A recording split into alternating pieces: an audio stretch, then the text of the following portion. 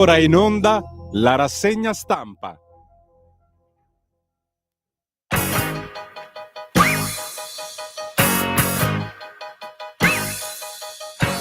Non capisco perché tutti quanti continuano insistentemente a chiamarmi Donatella.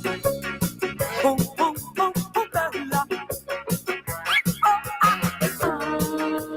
Guarda dritto avanti a te, dottore, chiamami e richiamami è un onore.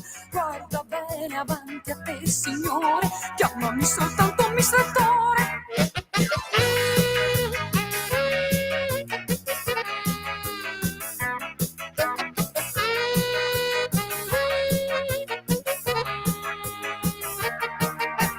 Non capisco perché tutti quanti continuano stramaledettamente a chiamarmi Donatella. Oh, oh bella.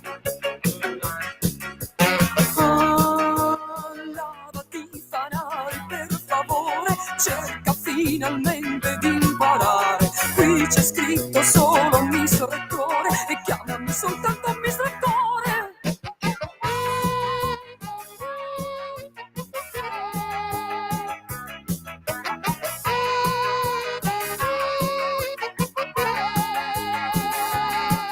Donatella è uscita e a casa non c'è. È scoppiata, è sparita, non sta più con me. Se c'è stata è cascata, spappolato nel blu. Si è strippata, suonata, si è piccata sul bidet. Donatella è uscita e a casa non c'è. Non c'è, non c'è, non c'è, non c'è. Donatella è uscita e a casa non c'è. Donatella non c'è.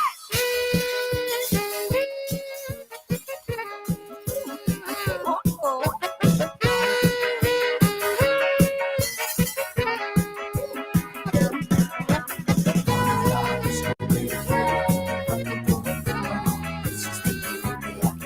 Donatella è uscita e a casa non c'è. È scoppiata, è sparita, non sta più con me. Non capisco perché tutti quanti continuano stramaledettamente a chiamarmi Donatella. Se c'è stata è cascata, spappolata nel blu.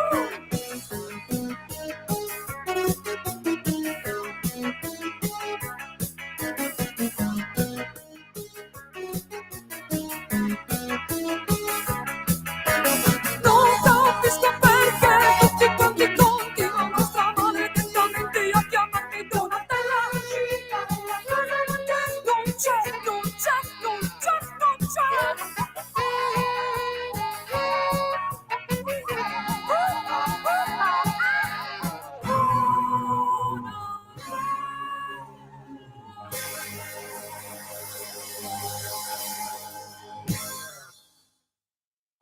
Donatella non c'è almeno Gigi? No, è la cremeria a saperlo. Amiche e amici miei, ma non dall'avventura, buongiorno, siete sulle magiche onde di Radio Libertà, questa è la rassegna stampa, io sono Antonino Danna e questa è la puntata di oggi, mercoledì 27 di agosto dell'anno del Signore 2025, sono le 8:35 in questo momento, ora di Roma. Cominciamo la nostra trasmissione, vi ricordo date il sangue, in ospedale serve sempre, salverete vite umane, chi salva una vita umana salva il mondo intero. Secondo appello radiolibertà.net, fesso chi non lo legge, signore e signori, perché vi perdete liberamente il direttore responsabile Giovanni Sallusti, l'onda libera di Giulio Cainarca, incluse le supposte, oggi ci sarà la penultima supposta perché no, la second'ultima supposta perché venerdì qui chiudiamo Baracca e Burattini, poi ci rivediamo il 22 settembre, c'è la rassegna stampa di Semi Varin che appunto io supplirò per altre 48 ore, dopodiché tornerà lui alle 8:30 del 1° di settembre. Ci sono anche videopillole, interventi, contributi, insomma chi più ne ha più ne metta. Radiolibertà.net. Io voglio dire buongiorno e buon lavoro all'amico Francesco, perché senza di lui qua io praticamente parlerei col muro, ma grazie a lui appunto mi proietta alle vostre orecchie, ai vostri occhi sui canali video della nostra radio. e vi ricordo come sempre a quali coordinate incrociamo: 340 670 9659 se avete voglia di mandarci qualche zappa o WhatsApp che dir vogliasi, oppure il telefono dopo le 10, quando lo dirò io, 0292947222. Oggi tra l'altro è mercoledì, quindi avremo con noi il sottosegretario Alessandro Morelli alle 9 per l'Italia da fare. Di roba ce n'è tanta da fare e da dire, perché stamattina i colpi di scena non mancano. Andiamo subito allora con le agenzie. Ecco qua l'ANSA, Ucraina e gli USA pronti a offrire intelligence e difesa aerea a Kiev nel dopoguerra, lo scrive il Financial Times, disponibili a fornire risorse di intelligence e supervisione sul campo di battaglia ad un piano di sicurezza occidentale per l'Ucraina nel dopoguerra. Witkoff annuncia oggi alla Casa Bianca un grande incontro su Gaza. Insomma, l'America si propone come spagliazzo dell'Europa. Spagliazzo in calabrese può essere tradotto nell'italiano guardaspalle o gorilla, però suona meglio spagliazzo, dai. Medio Oriente, niente tregua, Netanyahu non cede alle proteste, avanti con l'offensiva su Gaza City, questo si sta infilando in un cul-de-sac da cui non esce più. US Open, Sinner parte bene, Copriva cede in 3-7, sono contento di stare di nuovo bene. Lo scontro, le mani di Trump sulla Fed, silurata la governatrice Cook, la banca, ci sono le tutele. Medio Oriente, i patriarchi Pizzaballa e Teofilo, non evacueremo da Gaza. E ancora alimentazione, sequestrati dai NAS 674 kg di conserve a rischio botulino, ne abbiamo parlato già ieri nel corso di Capitaneria di Porto. Un'occhiata anche alla BBC, eccolo qua con il suo bellissimo turbante arancione alla guida di una delle potenze economiche del mondo. Chi è? È Narendra Modi, il primo ministro indiano, che da oggi si becca il super dazio di Trump al 50%, perché è colpevole l'India di acquistare petrolio russo. Cosa ha fatto Narendra? Narendra non si è messo le mani sui fianchi come faceva il duce, però ha tenuto questo discorso davanti ai suoi elettori e sostanzialmente ha detto che intanto io vi abbasserò un sacco di tasse per darvi una mano a controbattere i contraccolpi economici dovuti ai super dazi di Trump, ma soprattutto ha chiesto di puntare sull'autarchia, signore e signori, contro le inique sanzioni di Washington. Ebbene sì, lui mettendosi, dice la BBC, indossando un turbante di colore arancione e parlando alle folle di spettatori dalle parti del Red Fort di Delhi durante le celebrazioni del giorno dell'indipendenza, Modi ha invitato anche i titolari delle piccole e medie imprese e anche dei negozietti a mettere fuori dei cartelli con la scritta Swadesh o Made in India. Dice dobbiamo diventare autosufficienti non per la disperazione ma per l'orgoglio. L'autarchia sta crescendo globalmente, noi non ci dobbiamo sedere e piangere per le nostre difficoltà, ma dobbiamo invece superarle e non permettere a nessuno di tenerci sotto scacco, signore e signori, contro le inique sanzioni. Come vedete, gli anni passano, ma c'è sempre qualcuno che ha sempre l'idea di passare all'autarchia. Va bene, andiamo a vedere adesso le prime pagine dei quotidiani, eccoci qua. Apriamo subito Avvenire, il quotidiano dei vescovi. Il Fatto, nel messaggio di Leone XIV per la giornata della pace 2026, l'appello a rifiutare la logica della violenza, le armi non risolvono le guerre, i cristiani restano a Gaza, i patriarchi Pizzaballa e Teofilus, molti di loro che hanno trovato rifugio tra le nostre mura sono in difficoltà. Fuggire sarebbe una condanna a morte. La maxi manifestazione per la liberazione degli ostaggi invade Israele. Già ieri ve l'avevamo anticipato dalla BBC. Oggi al meeting arrivano sia Meloni che Salvini. Vittadini, il presidente della Fondazione per la sussidiarietà. Vittadini, democrazia minacciata dalle disparità. Lettera aperta poi dei vescovi italiani. Questa è una bella foto di Petralia Soprana, oltre 1000 metri sul livello del mare nel cuore della Sicilia. Lettera aperta, i vescovi a difesa delle aree interne, non lasciamo morire l'Italia nascosta. Welfare, la ministra Roccella, un indicatore dedicato ai nuclei che hanno figli, famiglia la nostra priorità, lavoro per cambiare l'ISEE. Ancora, Bayrou resta a corto di voti, la Francia va verso le elezioni. Criminalità, risse, intimidazione e droga, Foggia invoca l'esercito. Il veliero dei migranti, ancora minacce libiche, poi il fermo per Trotamar.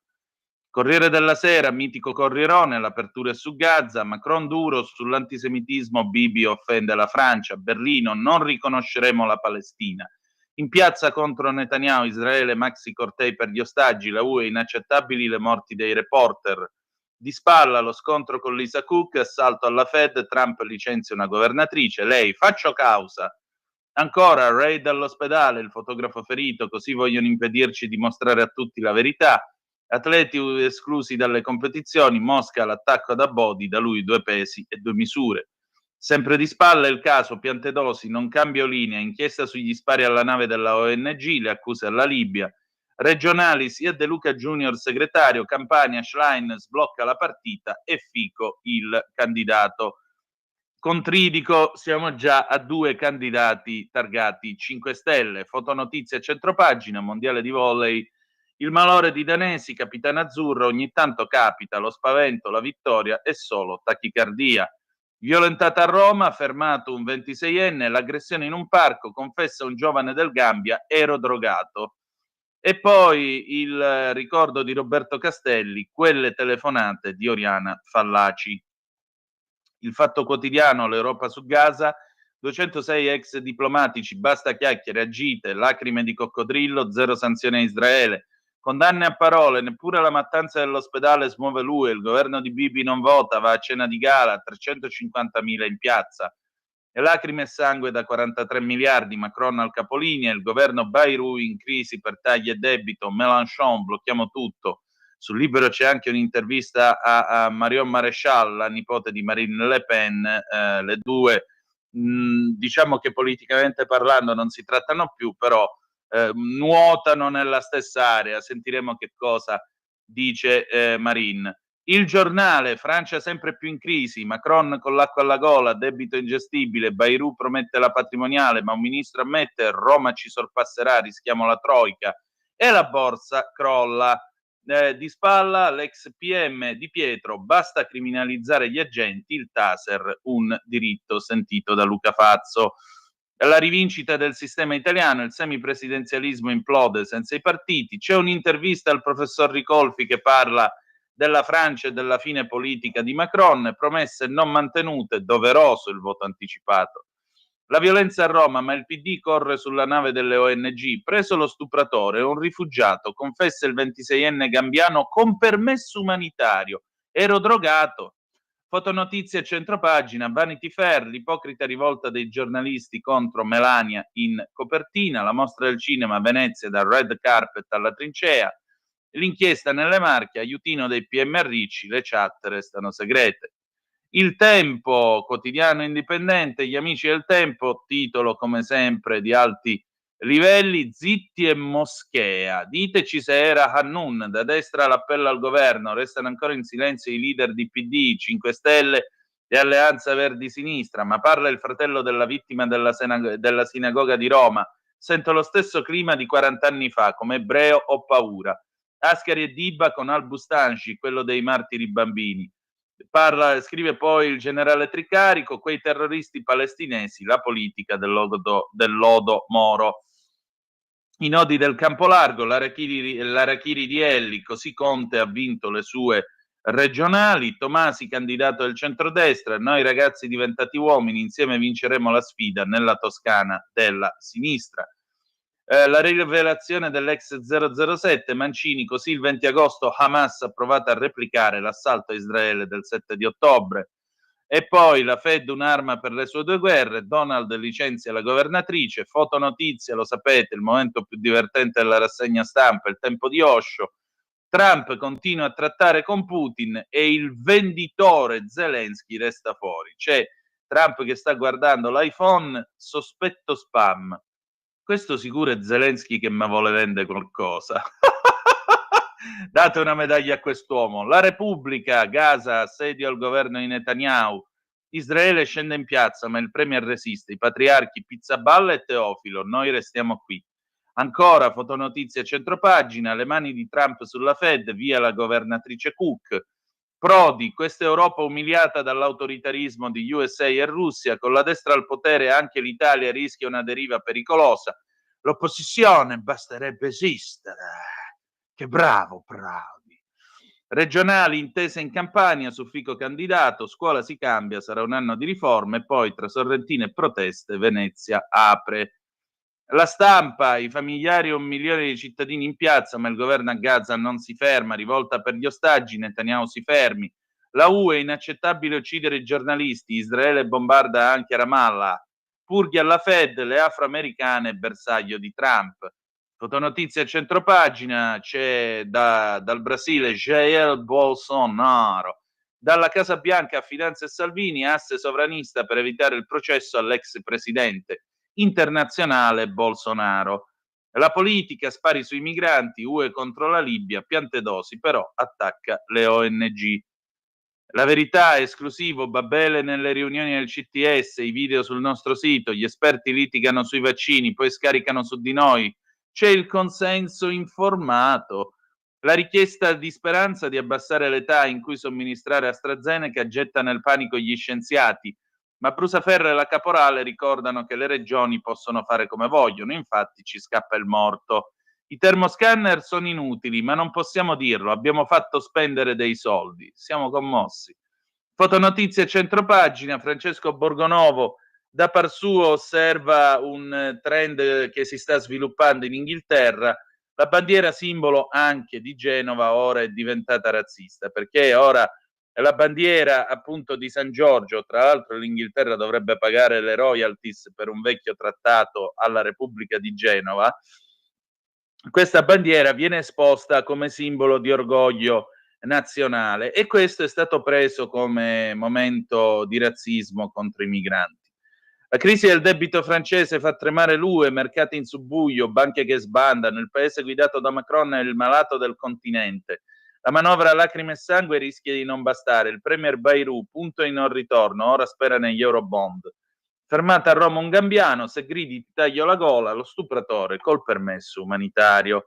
Le bizzarre teorie della progressista Aspesi, se Brigitte Bardot è di destra non può che essere colpa di traumi inflitti dagli uomini, mi pare giusto. Mostra di Venezia, firme pro palla, attori e registi sono in cerca di facili applausi. E ancora Marcello Veneziani è una delle grandi teste, delle poche grandi teste fine che ci sono ancora in questo paese, uno dei motivi per non acciambellarsi intellettualmente parlando e morire come fanno i cani. Ma che unità dell'Occidente! Questa Europa si può salvare solo se torna a tuffarsi nel Mediterraneo. E tanti saluti all'avvocato Agnelli che 35 anni fa disse che l'Italia doveva varcare le Alpi e non viaggiare nel Mediterraneo. Libero, chi difende l'immigrazione illegale, PD in gita sul barcone, oggi una delegazione Dem sulla nave Mediterranea ferma a Trapani dopo aver violato gli ordini del Viminale sullo sbarco degli stranieri. Preso lo stupratore di Roma, africano, con permesso umanitario. Daniele Capezzone, Brei nel mirino, bisogna usare le parole giuste, antisemitismo, ecco qua l'elegante nipote di Marine Le Pen, l'intervista a Marion Maréchal, Macron deve farci votare, modello Meloni anche a Parigi. Compagni evasori, ecco tutte le tasse non pagate dalle ONCA, centinaia di migliaia di euro di imposta rifiuti in sospeso, poi diritti SIAE, cucine in nero. Niente curve per Milan e Inter, che brutto lo stadio senza cori e bandieroni. Diamo un'occhiata ai quotidiani economici, eccoci qua, i nostri amici del quotidiano in Sicilia, scommesse con i soldi spesi in un anno, gli italiani sarebbero arrivati sulla Luna. Nel 2024 puntate per circa 160 miliardi, più di quanto speso per il programma Apollo della NASA. C'è un'inchiesta a pagina 7, mi raccomando, attenzione, perché la ludopatia, il gioco distrugge le famiglie in una maniera drammatica, oltre a distruggere le persone. Politica, per la Presidente del Consiglio giorni intensi dopo il rientro dalle vacanze, anche a causa delle tensioni tra i partiti di maggioranza. Dal caso vaccini alle elezioni regionali d'autunno, tutte le grane di settembre per la Premier Meloni. Diamo ora Un'occhiata a Italia Oggi, eccoci qua, la criminalità usa stablecoin, dal 2022 sono lo strumento privilegiato per il riciclaggio e attività illecite. Oggi rappresentano il 63% dei flussi sospetti delle criptovalute, oltre 51 miliardi nel 24. Ne scrive Rizzi a pagina 26. Il colonnello Stirpe: in Ucraina la pace è impossibile, si andrà avanti fino al collasso della Russia. Orio Giorgio Stirpe, analista, esperto di intelligence militare, colonnello dell'esercito italiano in riserva, precisa: si andrà avanti fino al collasso economico della Russia. Trump è riuscito a vendere all'Europa il surplus di produzione dell'industria militare americana. Ricciardi a pagina 7. Ancora, l'UE apre le porte, accesso preferenziale per pesce, frutta secca, latticini, sementi, olio di soia, carne di maiale e di bisonte made in USA. Macri e Luigi Chiarello, pagina 17. Lo dice Merz, Giardina da Berlino: lo Stato sociale in Germania non è più sostenibile, quindi preparatevi perché il prossimo malato dopo Parigi è Berlino. Fisco in ferie, dal 1 settembre ripartono avvisi bonari a lettere di compliance, dal 5 tornano i pagamenti delle comunicazioni di irregolarità. E poi Antonio Giordano a pagina 13, turismo, la Sicilia mette sul piatto 135 milioni di euro per potenziare la qualità dell'accoglienza. Abbiamo implacabile come sempre il diritto al rovescio di Pierluigi Magnaschi. Da molti anni la semplificazione normativa è un'esigenza molto sentita, tanto da aver ispirato diversi provvedimenti, come il decreto semplificazioni, il DL Governance PNRR, diverse leggi annuali di semplificazione dette anche taglialeggi e così via. Esistono anche organismi parlamentari permanenti che si occupano del tema, come il Comitato per la legislazione a Montecitorio, l'Ufficio Valutazione Impatto al Senato. Tuttavia è opinione diffusa che la qualità della legislazione negli ultimi anni sia peggiorata e la semplificazione sia rimasta un miraggio. Qualcuno ha calcolato che l'85% delle frasi nei testi legislativi supera le 25 parole e ogni 100 parole vi sono 4 rimandi ad altri testi normativi. Forse perché le norme incomprensibili sono un'arma infallibile nelle mani della burocrazia per legittimarsi e consolidare il proprio potere? Bella domanda. Noi adesso passiamo rapidamente al caso, eccoci qua. Noi cominciamo con il caso appunto del rifugiato che ha violentato la signora 60enne a Roma, minacciandole di tagliarle la gola se solo avesse osato gridare. Eccolo qui. L'africano, siamo sulla Verità, ne scrive la brava collega Mirella Molinaro: l'africano alla 60enne stuprata, se provi a gridare ti taglio la gola. Fermato Gambiano con permesso umanitario, strafatto durante la violenza. Ero drogato, ha ammesso le sue responsabilità il 26enne gambiano fermato dai carabinieri alla stazione Termini di Roma, accusato di aver violentato e rapinato una donna di 60 anni in un parco della periferia est della capitale. Il giovane è stato incastrato dalle scarpe e un berretto che indossava. La donna è stata aggredita e violentata attorno alle 6 di mattina di lunedì.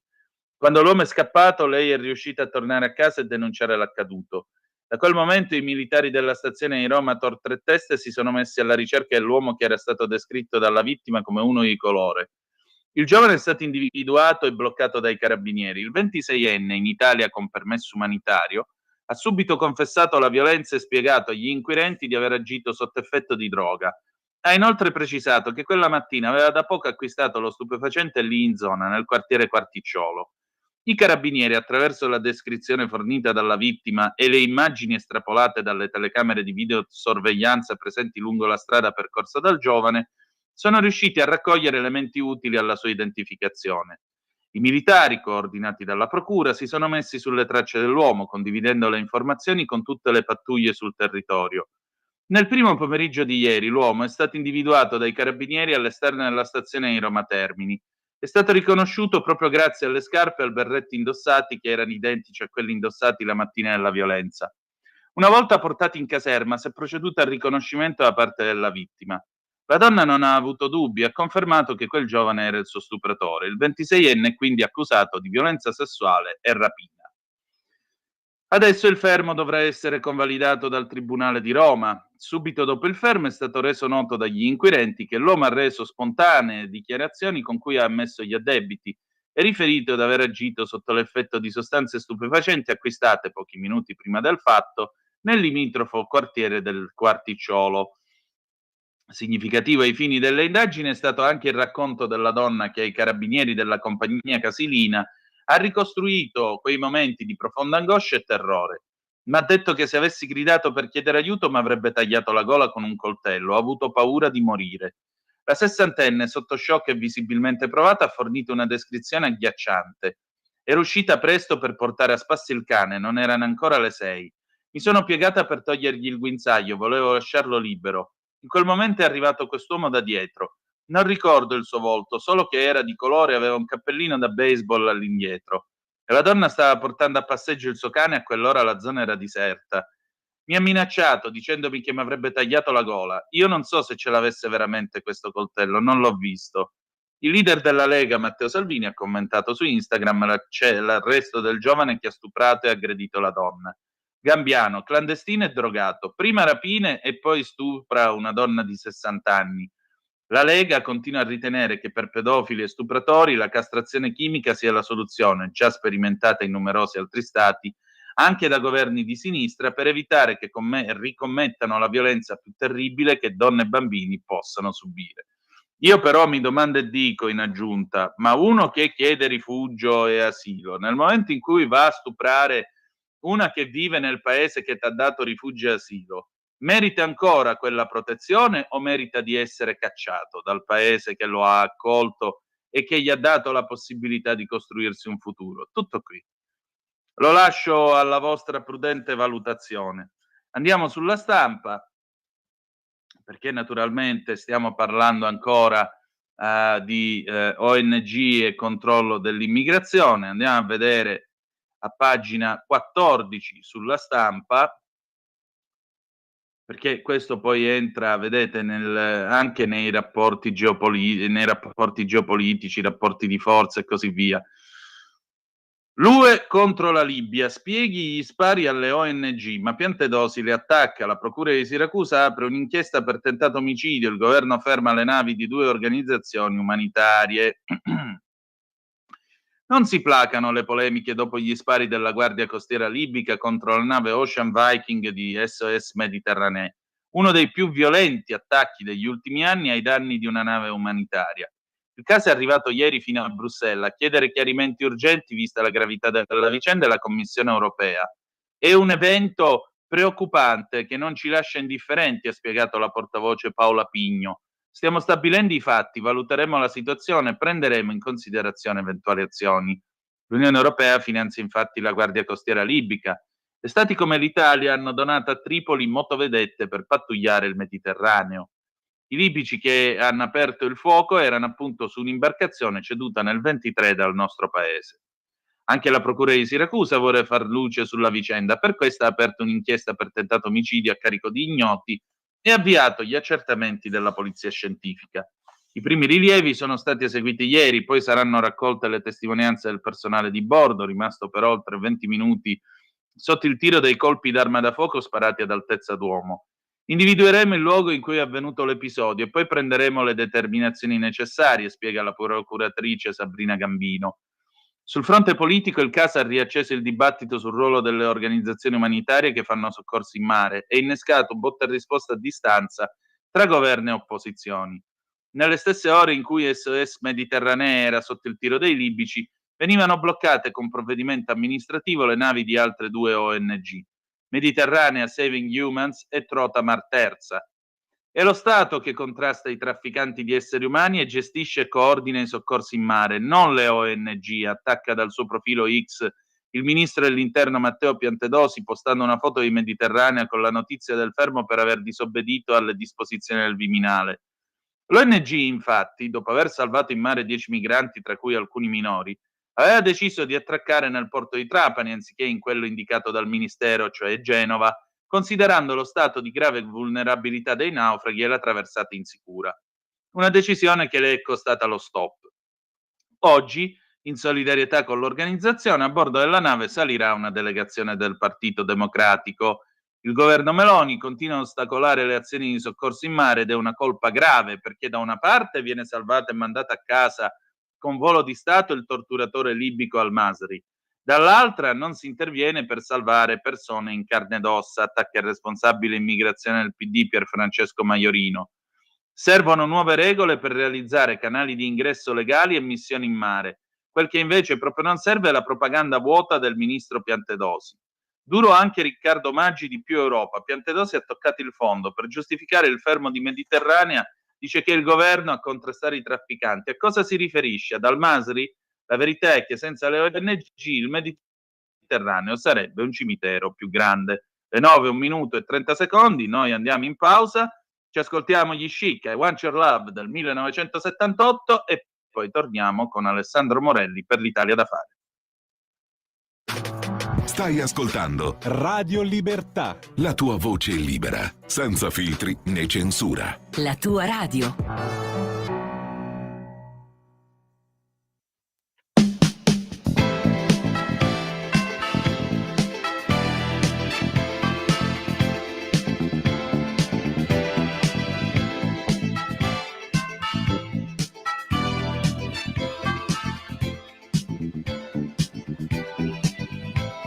I want your love. I want your love. I want your love. I want your love. Do you feel like you ever want to try my love and see how well it fits? Baby, can't you see when you look at me? I can't kick this feeling when it hits.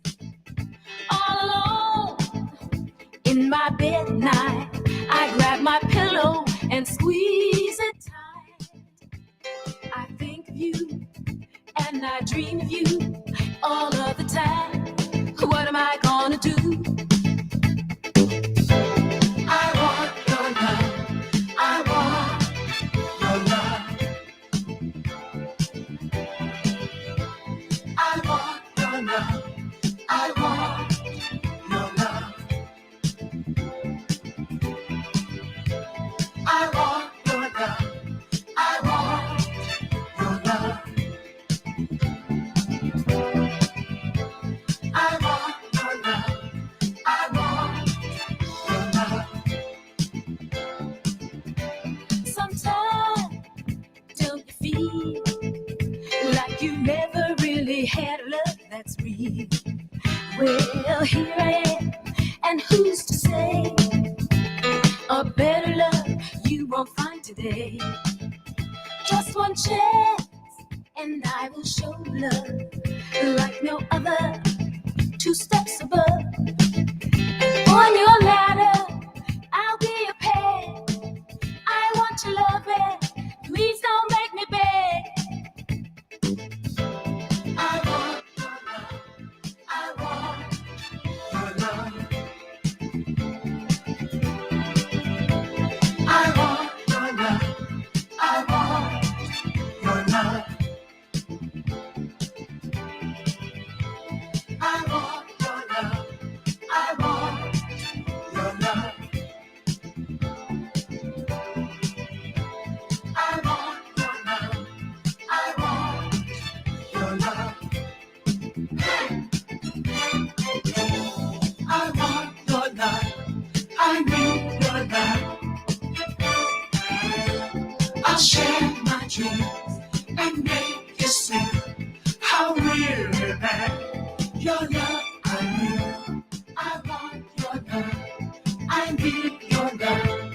Just like the birds, the sky above.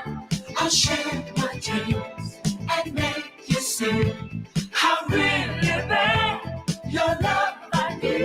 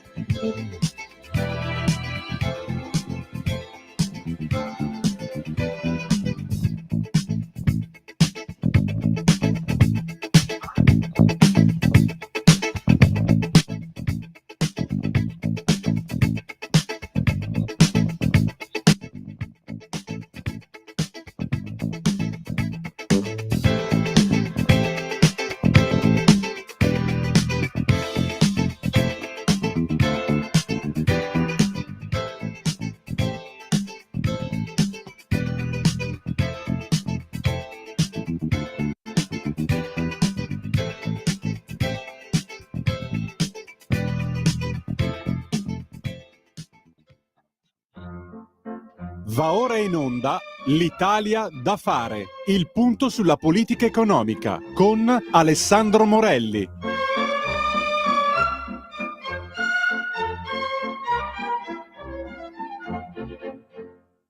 Come vedete in questa radio vi trattiamo bene, dalla poderosa ed elegante linea di basso degli Chic con I Want Your Love del 1978 al valzer del Gattopardo dell'immortale Cigno di Busseto, ovvero sia il maestro Giuseppe Verdi, e diamo il benvenuto al sottosegretario di Stato alla Presidenza del Consiglio dei Ministri con delega alla programmazione e coordinamento della politica economica, Alessandro Morelli, che io voglio ringraziare per avermi accompagnato nel corso di questo agosto. Poi mercoledì prossimo ritroverai il nostro Semivarin, per cui intanto grazie per questo cammino fatto assieme, secondariamente buongiorno e benvenuto.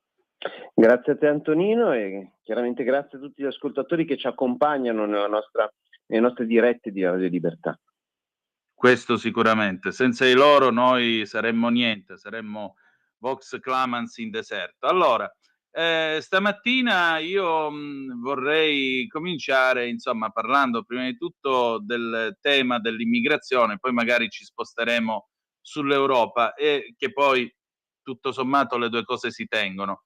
Allora, questo stupratore romano che ha violentato questa povera donna di 60 anni, se poco poco accenni a una reazione ti taglio la gola col coltello, dopodiché viene preso dalle forze dell'ordine e lui si giustifica e dice ma io ero drogato. Veramente in Italia se uno si droga mentre commette questa roba qua o commette questa roba qua dopo essersi drogato vale come aggravante, non come attenuante, punto 1.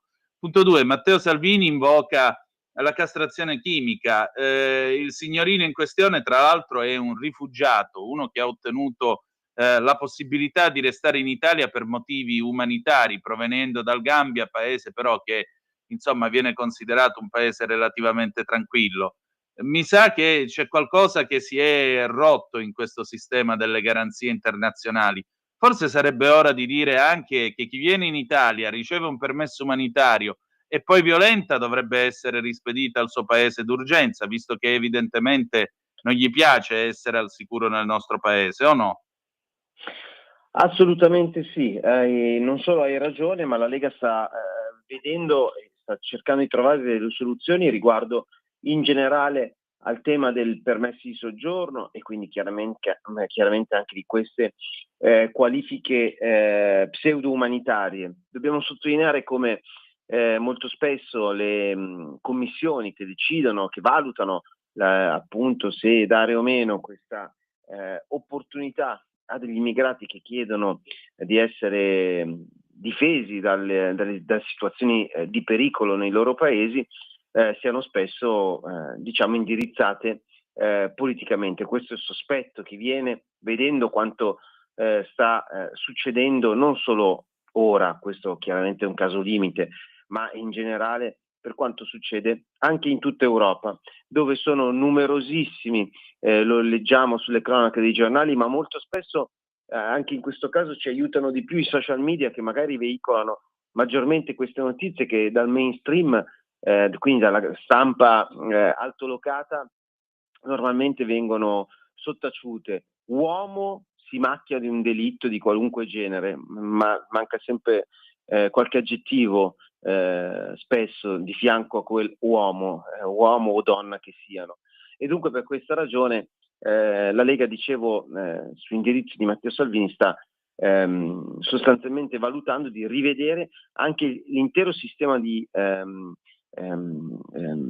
permesso di soggiorno che, come sappiamo, anche in questo caso a volte è troppo premiale nei confronti di immigrati che purtroppo durante il loro percorso nel tentativo di integrazione il percorso non è assolutamente positivo.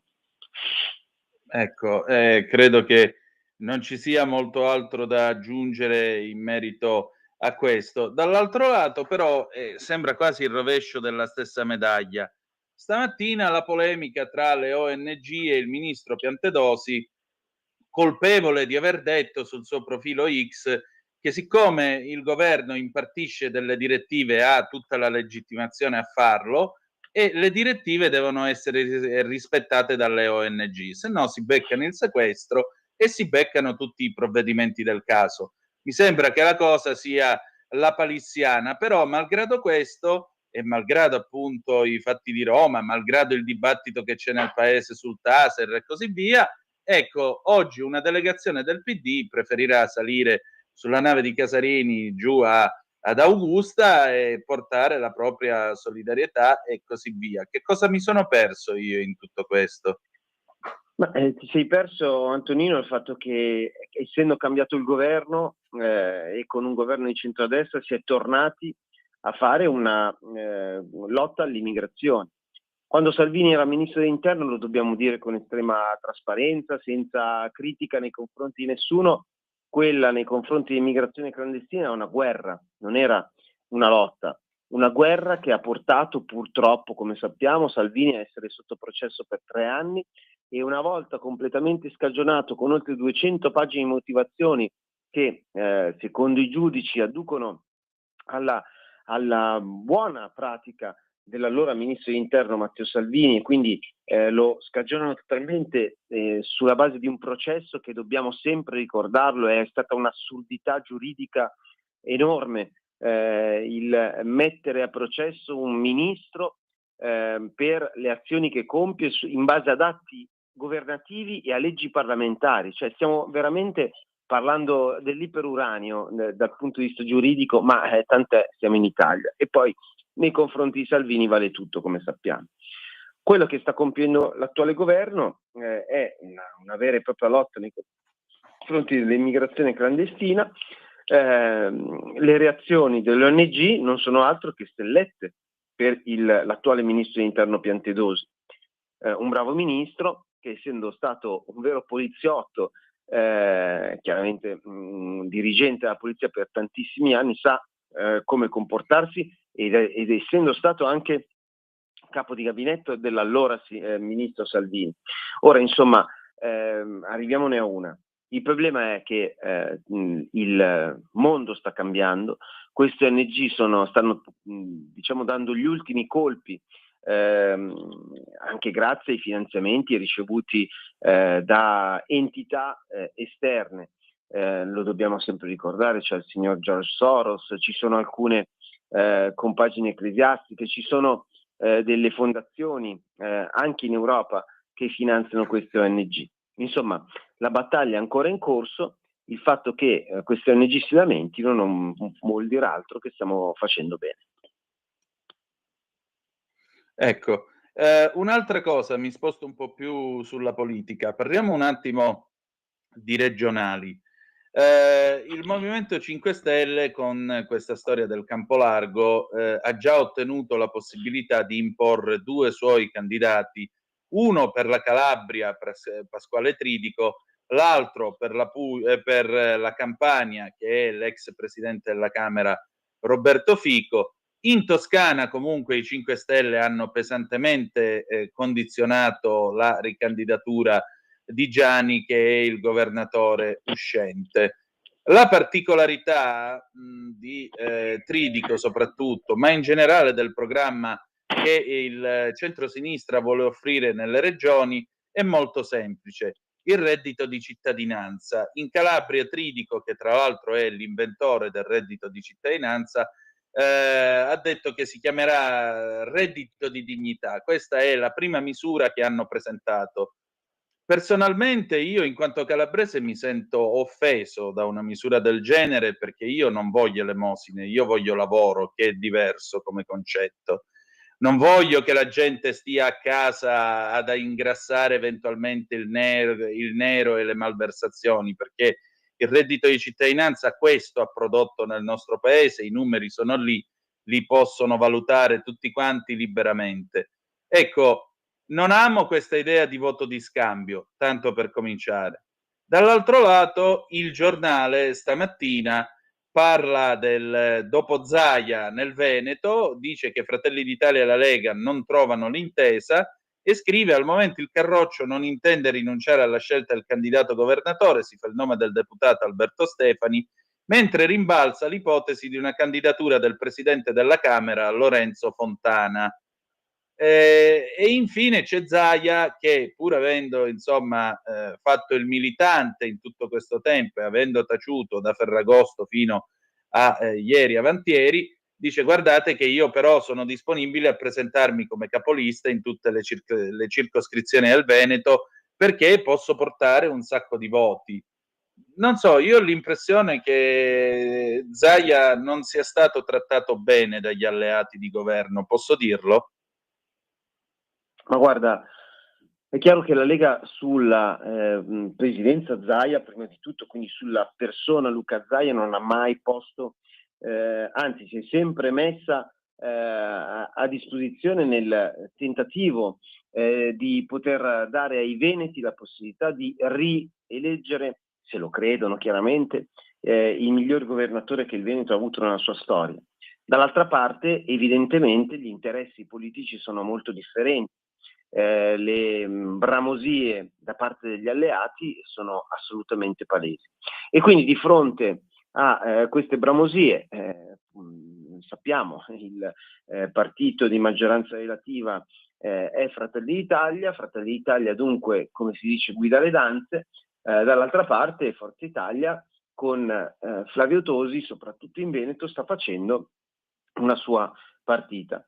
Purtroppo si stanno mettendo di fronte gli interessi di bandiera politici a fronte degli interessi dei veneti. Dunque, chiaramente io mi auguro che nella compagine, nella complessità di tutto questo grande quadro, il Veneto possa rimanere alla Lega perché è la mia bandiera. Che purtroppo non ci sia Luca Zaia, ma io ritengo che Luca Zaia comunque sia potrà essere un importante contributo, potrà dare un importante contributo alla vittoria generale del centrodestra, magari anche con una sua lista. Per quanto riguarda invece il discorso che si fa in Calabria e in generale che sta facendo il Partito Democratico, cioè della riedizione di un reddito di cittadinanza 2.0, devo sottolineare come gli italiani questo lo hanno bocciato in maniera molto grave. C'è da dire che il 5 Stelle durante l'ultima campagna elettorale proprio sul reddito di cittadinanza è riuscito a salvare la ghirba, perché i 5 Stelle che tutti ipotizzavano sparire alle ultime elezioni politiche, invece grazie al reddito di cittadinanza e alla mossa del 110%, vi ricorderete Giuseppe Conte quando da una piazza disse vi stiamo facendo rifare la casa gratis. È chiaro che tu con orgoglio da calabrese dici, affermi quanto hai detto, però tu sei un calabrese di quelli che si è tirato sulle maniche e non riuscendo a trovare una situazione adeguata alle tue aspirazioni oramai qualche annetto fa, hai preso la valigia e sei partito. Insomma, dobbiamo anche renderci conto che non tutti sono così e che quindi c'è anche chi a fronte della possibilità di rimanere comodamente sul divano o di avere la disponibilità di un reddito fisso da parte dello Stato, in questo caso ipoteticamente della regione, ma di poter fare anche un secondo lavoro per arrotondare, insomma, ci sono anche frange della nostra popolazione che questa cosa non ha disdegno. È chiaro che questa proposta in Calabria stride in maniera molto forte con quanto la Lega sta facendo proprio per la Calabria.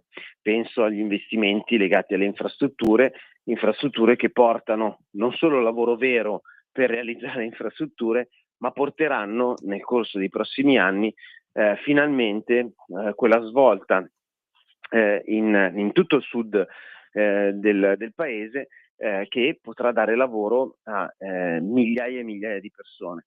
È chiaro, la nostra è una iniziativa di medio periodo, il reddito di cittadinanza è una cosa che affermi e spieghi prima delle elezioni e poi vai a dare qualche mese dopo, magari tagliando su altri costi e qua noi possiamo fare questo paragone, perché il reddito di cittadinanza è una spesa sociale, quindi verranno tagliati per pagare il ipotetico reddito di cittadinanza, vincessero mai i 5 Stelle, servizi sociali. Mentre quando fanno il paragone, non si fanno le scuole per il ponte, ecco, questa è una cavolata assurda, perché i soldi per le infrastrutture vanno alle infrastrutture, i soldi per altre materie vanno ad altre materie. Questo è poco ma sicuro. E a proposito di Italia da fare, io stamattina su Avvenire, a pagina 6, ho trovato questa lettera aperta che è stata indirizzata a governo e Parlamento, un appello del cardinale Matteo Zuppi, arcivescovo di Bologna e presidente della CEI, lettera che è stata firmata da 139 tra cardinali, arcivescovi, vescovi e abbati, sul tema dello spopolamento delle aree interne. Cosa vogliono i vescovi? Cosa vogliono proporre? Accoglienza degli stranieri, protezione degli anziani, reti contro l'individualismo. L'intento è avviare un dialogo costruttivo in risposta al PSNAI, Piano Strategico Nazionale delle Aree Interne, approvato a marzo dal governo. Una misura che ha suscitato diverse perplessità. I fari sono puntati soprattutto sull'obiettivo numero 4, che per alcune aree parla di accompagnamento in un percorso di spopolamento irreversibile. In sintesi, per i presuli si tratterebbe di un invito a mettersi al servizio di un suicidio assistito di questi territori lontani da ospedali, stazioni, scuole e altri servizi essenziali. Ecco, insomma, mi pare che la ricetta per i vescovi italiani è: se il paesuzzo si spopola, lo riempiamo di stranieri. Non mi sembra una ricetta molto innovativa. Non solo non è una ricetta innovativa, ma è una ricetta devastante per i conti dello Stato, perché purtroppo ci sono delle aree sulle quali, aree interne che, e lo dico, ribadisco con quel purtroppo all'inizio della frase, che letteralmente sono state abbandonate da centinaia, migliaia di abitanti. È evidente che dare servizi a quelle aree interne, recuperare quelle aree interne è veramente complicato, sia per quanto riguarda i servizi sociali che i comuni devono assicurare, sia per quanto riguarda i servizi generali, i trasporti, le strade, le scuole e quant'altro, la sanità. Quindi per questa ragione bisogna usare il buon senso.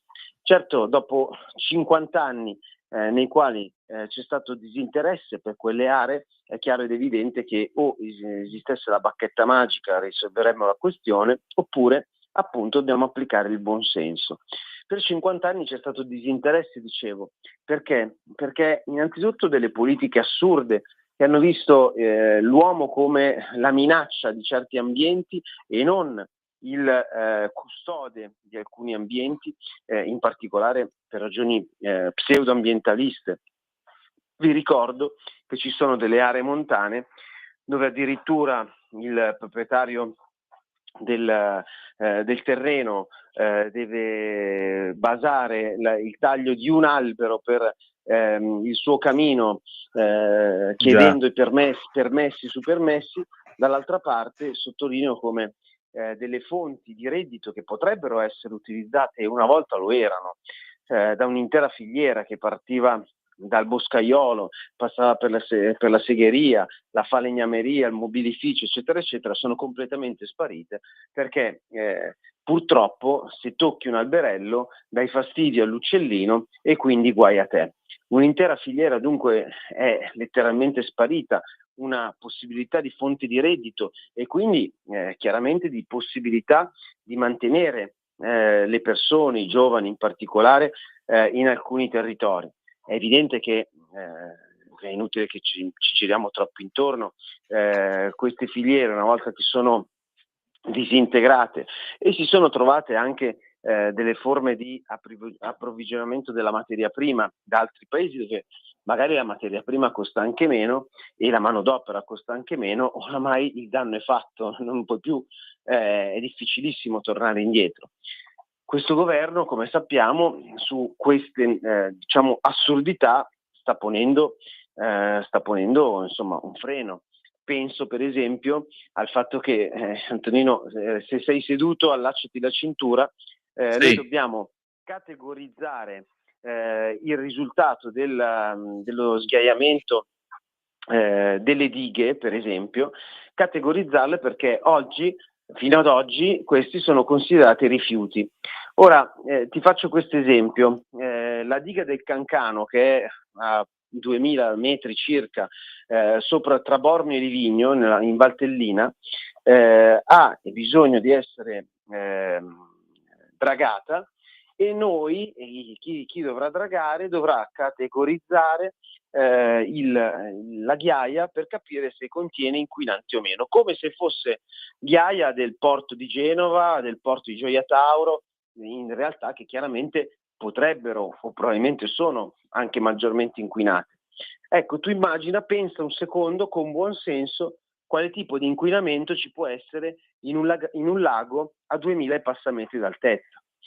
Ora capisci che anche qua questa è la punta dell'iceberg, ma che ci fa capire quanto sia stato veramente devastante il lavoro che hanno fatto queste pseudo associazioni, che molto spesso in realtà avevano degli interessi nel mantenere le cose esattamente come erano, per evitare che l'uomo manutenesse alcune realtà, e oggi quelle realtà sono diventate sostanzialmente boschi che non è inutile stare a cercare di recuperare.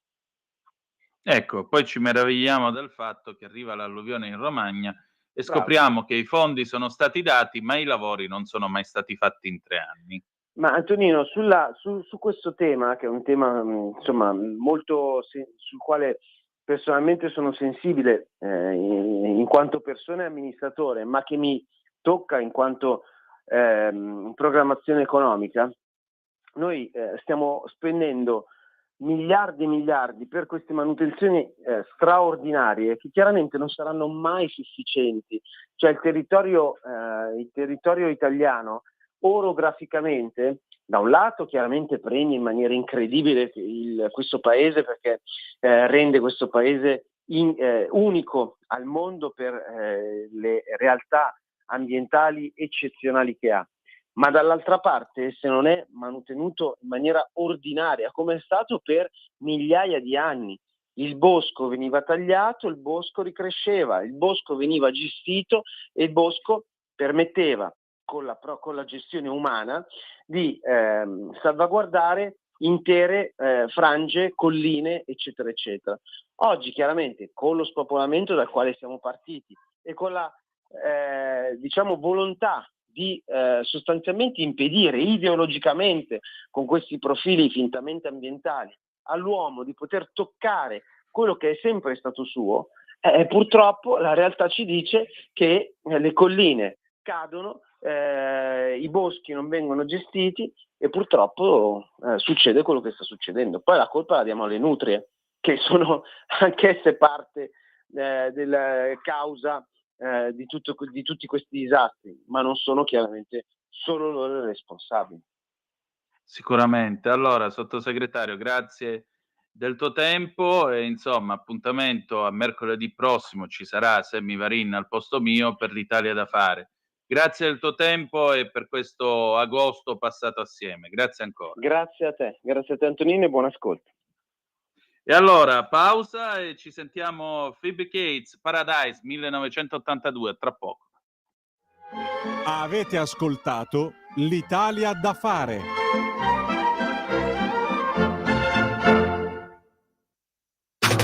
Stai ascoltando Radio Libertà. la tua voce libera, senza filtri né censura. La tua radio.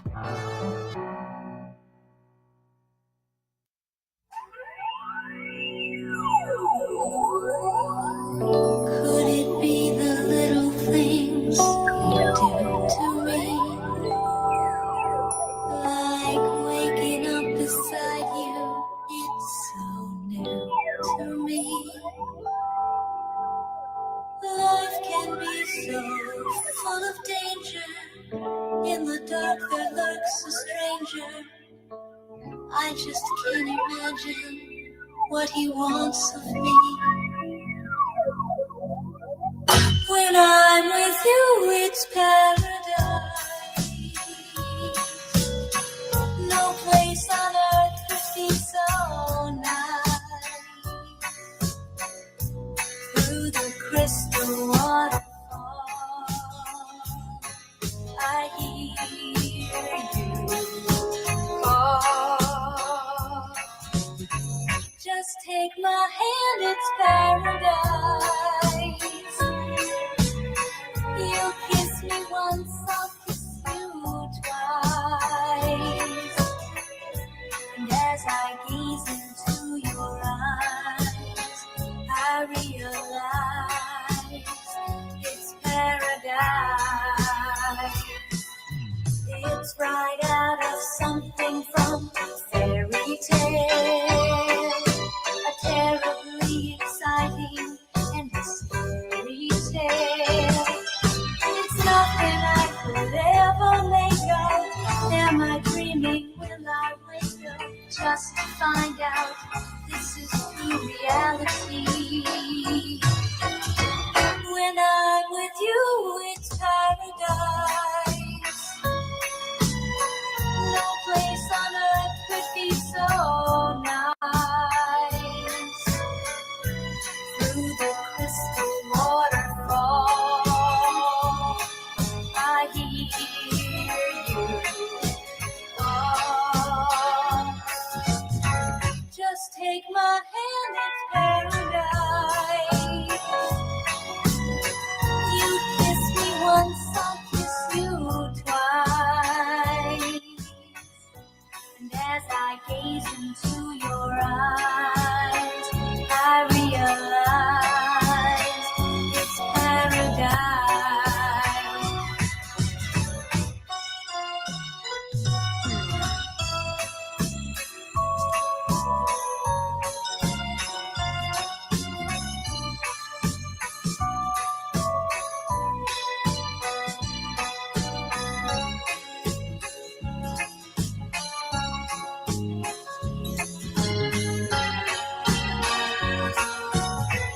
Just take my hand, it's paradise. You kiss me once, I'll kiss you twice. And as I gaze into your eyes, I realize it's paradise. And as I gaze into your eyes, I realize it's paradise.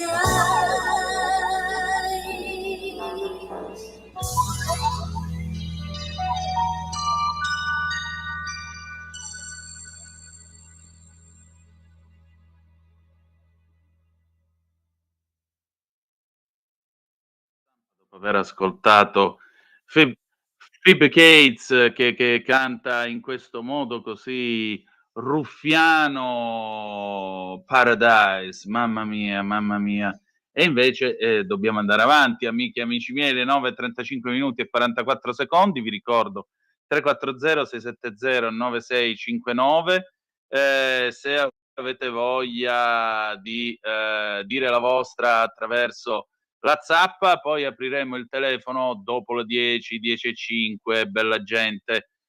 Allora, mi sembra che sia stata una conversazione come sempre interessante con il sottosegretario Morelli, anche perché come vedete ce n'è molta di Italia da fare, ma noi torniamo in Europa perché voglio darvi questo spazio e vi voglio raccontare l'Europa vista da due punti di vista. Ieri c'è stata Roberta Metsola, la presidente dell'Europarlamento, che è andata a dire al meeting di Rimini però insomma qua dobbiamo decidere se l'Europa sarà leader oppure follower. Stamattina c'è lui, l'ex presidente della Commissione UE, Romano Prodi, che parla su la Repubblica, Prodi, Europa umiliata dal patto USA-Russia, ora serve la politica. E lui dice che sostanzialmente c'è un disegno di un'ombra nera, sul mondo si sta stendendo un'ombra nera. In questo momento cosa la preoccupa di più? non un singolo episodio, ma il disegno. Quale disegno? La convergenza di due aspetti. Il primo è la tendenza all'accordo fra autoritarismi, va avanti giorno dopo giorno. Putin e Trump, passo dopo passo, stanno concludendo un'intesa a cui nessuno al mondo si può opporre. A che si riferisce con passo dopo passo? Pensi all'Ucraina, un giorno Trump fa lo sfottò a Zelensky, il giorno dopo l'abbraccia, poi di nuovo lo sfottò e poi ancora l'abbraccio, lo indebolisce. L'obiettivo finale è sempre l'accordo tra gli autoritarismi e noi europei stiamo al gioco. E invece è stato umiliante. Adagio si assiste al cedimento delle democrazie, mentre l'avvicinamento dei grandi poteri sta portando al trilateralismo Cina, Stati Uniti, Russia, che poi è un trilateralismo che si riduce a un bipolarismo perché il rapporto Cina-Russia non si spezza. Qualcuno potrebbe dire, in democrazia ancora si vota. Sì, ma l'elettore ormai non vota più per obiettivi politici o anche economici, ma per identità, e questo favorisce la spartizione del mondo. Cosa vuol dire votare per identità? Negli USA si parla sempre meno dei problemi reali, sempre più dei MAGA, cioè su tutto prevale l'identità americana. E in Polonia, paese che si è giovato fantasticamente dell'Unione Europea, eleggono un presidente della Repubblica anti-europeo perché l'Europa è vista come nemica dell'identità polacca. In Italia si tenta con Dio, patria e famiglia. Lei descrive una sorta di medioevo dell'Occidente, la fine della supremazia occidentale la chiamo decadenza, ma i cinesi la sentono come un rinascimento. L'America si sta isolando, si ritira dal dialogo e da tutte le organizzazioni internazionali. E allora parliamo un po' dell'Europa, delle parole che ha detto Draghi ieri. Di che tipo? Draghi fa un'analisi perfetta sull'Europa, ma si sofferma solo sulle soluzioni di tipo economico. Bisogna far debito comune? Certo, ma ancor più servono difesa comune e politica estera comune, altrimenti restiamo vassalli. Dobbiamo fare politica. L'attuale classe dirigente europea è in grado di riformare l'Unione in questo senso? Con i governi di coalizioni sempre più complesse è possibile avere una leadership? No. Poi parla anche dell'Ucraina, nell'Unione Europea. L'Ucraina può certo entrare nell'Unione, ma oggi non è possibile perché è in guerra. Occorre un disegno di lungo periodo, come fu per l'allargamento, ma non si deve ripetere lo stesso errore quando tutti mi avevano promesso un cambiamento delle istituzioni comunitarie. Invece nulla è cambiato perché con l'unanimità l'Europa è paralizzata. Ci sarà un'ancora di salvezza? Va cambiato il modo di stare insieme nell'UE, altrimenti non nasceranno nemmeno le leadership. Esistono solo leader barometrici che reagiscono ai temporali, ma chi risponde solo al cambiamento di pressione del tempo non è un leader, al massimo è un orologio a cucù. Ce l'ha anche con Ursula von der Leyen? In recenti occasioni si è creato un grande scontento, ma devo dire che anche un eventuale sostituto dovrebbe fare comunque il cucù. Per cui, poi dice che quello che dice Salvini in politica estera è una continua tempesta, però con un'opposizione così frammentata si trasforma semplicemente in un venticello fastidioso ma innocuo. Andiamo a vedere adesso un'analisi che Marino Longoni quest'oggi, sempre per constatare l'irrilevanza dell'UE, Marino Longoni firma oggi a pagina 2 di Italia Oggi, eccolo qui, lui è condirettore del quotidiano. La Russia col 10% del PIL, UE conta di più. Per anni l'Unione Europea ha creduto che la dimensione economica con 450 milioni di consumatori portasse con sé potere geopolitico e nelle relazioni commerciali internazionali. Quest'anno sarà ricordato come l'anno in cui questa illusione è evaporata. Così l'ex presidente della Banca Centrale Europea Mario Draghi al meeting di Rimini. In effetti la recente trattativa sui dazi tra Donald Trump e Ursula von der Leyen, il vertice in Alaska Putin-Trump, lo stesso incontro nello studio ovale tra 7 capi di governo europei, e Zelensky e Trump, l'irrilevanza su tutte le più importanti crisi internazionali, a cominciare da quella palestinese, e si potrebbe continuare ancora per un pezzo, stanno mostrando al mondo intero l'irrilevanza politica di un continente che fino a pochi anni fa riteneva di essere al centro del mondo civile, la zona economicamente più prospera, l'araldo della democrazia e delle libertà individuali. Si possono mettere in fila una serie di numeri che mostrano in modo eloquente questa crisi. All'inizio del secolo il PIL europeo era pari al 31% di quello mondiale, ora è solo il 18%, mentre gli USA sono passati dal 32 al 27%, la Cina dal 4 al 18 attuali. La crescita media in Europa in questi 25 anni è stata tra l'1 e l'1,5%, quella americana sopra il 2%, quella cinese sopra l'8%. Ma il problema maggiore è probabilmente quello della governance politica, col precario bilanciamento tra istituzioni comunitarie e governi nazionali, che spesso porta a decisioni lente e compromessi al ribasso, rendendo l'Europa meno agile e reattiva rispetto ad altri attori globali, con una perdita di autorevolezza e credibilità a livello planetario, talmente evidente che quasi ogni giorno i vertici politici di un paese come la Russia, con un PIL di 2.000 miliardi di dollari, che è poco più del 10% di quello europeo, 19.000 miliardi, si permettono di insultarci e minacciarci pesantemente. E in tutte le crisi internazionali l'UE non riesce a incidere minimamente, se non come organismo pagatore. C'è poco da fare. O l'Europa porta a compimento il suo percorso di unificazione, oppure sarebbe meglio tornare a una piena sovranità nazionale. Stare in mezzo al guado non è più possibile. Quindi o si fa o si spacca. Non è che c'è altro da fare con questa Europa.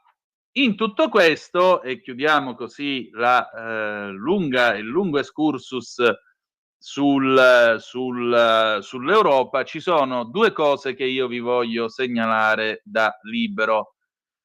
La prima è la nipotina di Marine Le Pen, Marion Maréchal, che commenta la Francia dove c'è la crisi economica, siamo qua sul Libero, il premier in bilico lancia la patrimoniale, spread aggancio italiano, lo stallo politico affossa le borse europee che temono una bocciatura da parte dell'Assemblea della manovra correttiva da 44 miliardi, l'allarme di Bayrou, il debito aumenta di 12 milioni l'ora, il ministro dell'economia evoca il Fondo Monetario Internazionale.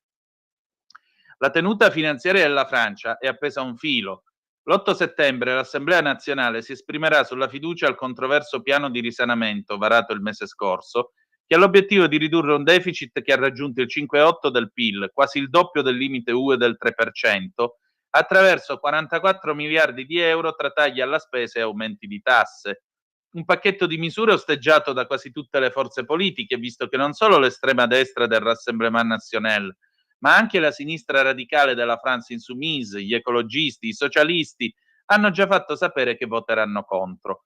Il destino del bilancio proposto dal governo appare segnato. L'opposizione conta infatti 298 seggi all'Assemblea nazionale, sopra la maggioranza assoluta di 289. Il timore che la bocciatura della manovra possa scatenare una tempesta finanziaria in Europa si è diffuso ieri sui mercati. A poco sono valse le rassicurazioni di Lombard. La situazione delle nostre finanze pubbliche richiede calma e lucidità. Calma significa constatare che l'economia francese è solida, che la firma della Francia sui mercati è riconosciuta e che finanziamo il nostro debito senza difficoltà. Oltre che sulle borse europee, che hanno chiuso in territorio negativo e con Parigi in rosso, trascinata dalle banche, la crisi politica francese si è fatta sentire soprattutto sui mercati del debito pubblico.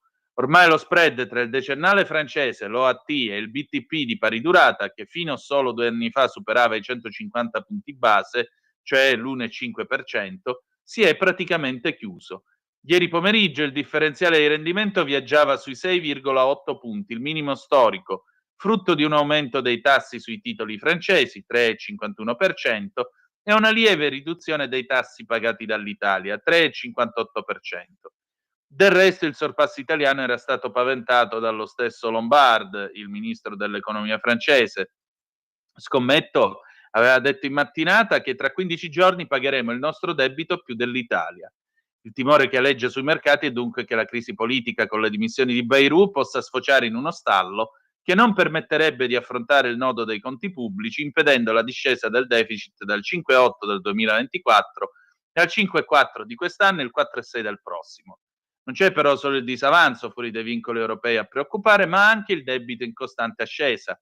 60 miliardi nel 24, 66 quest'anno, 75 nel 26. Come ha detto Bayrou, aumenta di 12 milioni di euro l'ora.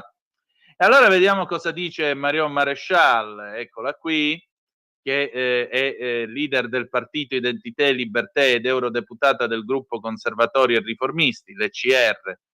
Dice: quali sono gli scenari possibili per la Francia in caso di caduta del governo il prossimo 8 settembre? E lei a Libero risponde: scenario 1, nuovo governo improvvisato sulla base di accordi tra partiti minoritari. che sarà quindi condannata all'illegittimità e all'impotenza. Ci saranno sempre alcuni centristi o socialisti in cerca di notorietà pronti a colmare i vuoti. Scenario 2. Il Presidente della Repubblica decide di sciogliere nuovamente l'Assemblea nazionale per cercare di costruire una nuova maggioranza. Fino all'8 settembre si farà di tutto per intimidire coloro che, come noi, rifiutano di votare la fiducia in queste condizioni. I decisori politici e gli analisti che denunciano la mancanza di responsabilità di fronte al rischio di essere messi sotto tutela al Fondo Monetario Internazionale si stanno già facendo sentire. Lunedì Marine Le Pen, capogruppo dei deputati del Rassemblement National all'Assemblea Nazionale, ha dichiarato che solo uno scioglimento consentirà ai francesi di scegliere il proprio destino. È d'accordo con lei? Quando non c'è una maggioranza chiara si torna alle urne, non si costruiscono accordi contro natura tra partiti alle spalle dei popoli. Emmanuel Macron ha già lasciato intendere che non vuole un nuovo scioglimento, ma che non rinuncerebbe a priori a questo potere costituzionale. Il famoso en même temps macroniano. Ciò che mi preoccupa tuttavia è che la destra e il centrodestra non siano ancora uniti. Il Rassemblement National rimane molto isolato e i Républicains, cioè il partito gollista, sono aggrappati al campo macroniano. Senza una coalizione di destra rischiamo nuovamente di uscire da un eventuale nuovo scrutinio senza maggioranza, a vantaggio del centrosinistra e dell'estrema sinistra. Secondo lei c'è la possibilità di elezioni presidenziali anticipate? E come dovrebbe prepararsi il campo sovranista a questo scenario? Beh, dipende dalla volontà di Emmanuel Macron. La sua psicologia sembra lasciare poco spazio a questa ipotesi. È un uomo che da tempo si è rassegnato a essere il presidente più impopolare della Quinta Repubblica. Da tempo invoca una grande alleanza che vada dal Rassemblement National ai Républicains. Credo inoltre che si debbano cercare dei punti in comune anche con alcuni membri del partito di centrodestra Horizon. Mi sono sempre ispirata al modello di alleanza delle destre italiano che Giorgia Meloni ha portato al governo. Il mio obiettivo politico è riuscire a importare questo modello anche in Francia. Rientriamo a questo punto in Italia, chiusa tutta la parentesi europea, sempre pagina 11 di Libero. Partito Nazionale e Territori, la doppia strategia del Carroccio, i leghisti lanciano l'agenda Nord, il segretario Lombardo Romeo, autonomia, ZES regionale, più poteri a Milano, rafforziamo la linea di Salvini. La strategia politica che la Lega metterà in campo da settembre si concretizzerà con una sorta di manovra a tenaglia. Una ganascia sarà rappresentata da Matteo Salvini, che continuerà a spingere sulle grandi opere e i cantieri che da nord a sud promettono di cambiare il volto dell'Italia. Su tutti ovviamente il ponte sullo Stretto, che il leader della Lega è riuscito giorno dopo giorno a trasformare nel simbolo di un'Italia che vuole progredire contro quella dei no a tutto. Un'operazione che sta riuscendo, se è vero, e lo è, che oltre il 63% degli italiani si dice favorevole al collegamento tra Calabria e Sicilia. L'altra ganascia è la Lega dei Territori, quella che porta avanti le istanze più locali e che si ispira alla mozione Identità e Futuro presentata dal segretario della Liga Veneta Alberto Stefani al Congresso federale dello scorso aprile. Ed è proprio quella mozione che si rifà alla bozza di quella che potremmo chiamare Carta della Lega Lombarda e che ha come motore il suo segretario Massimiliano Romeo.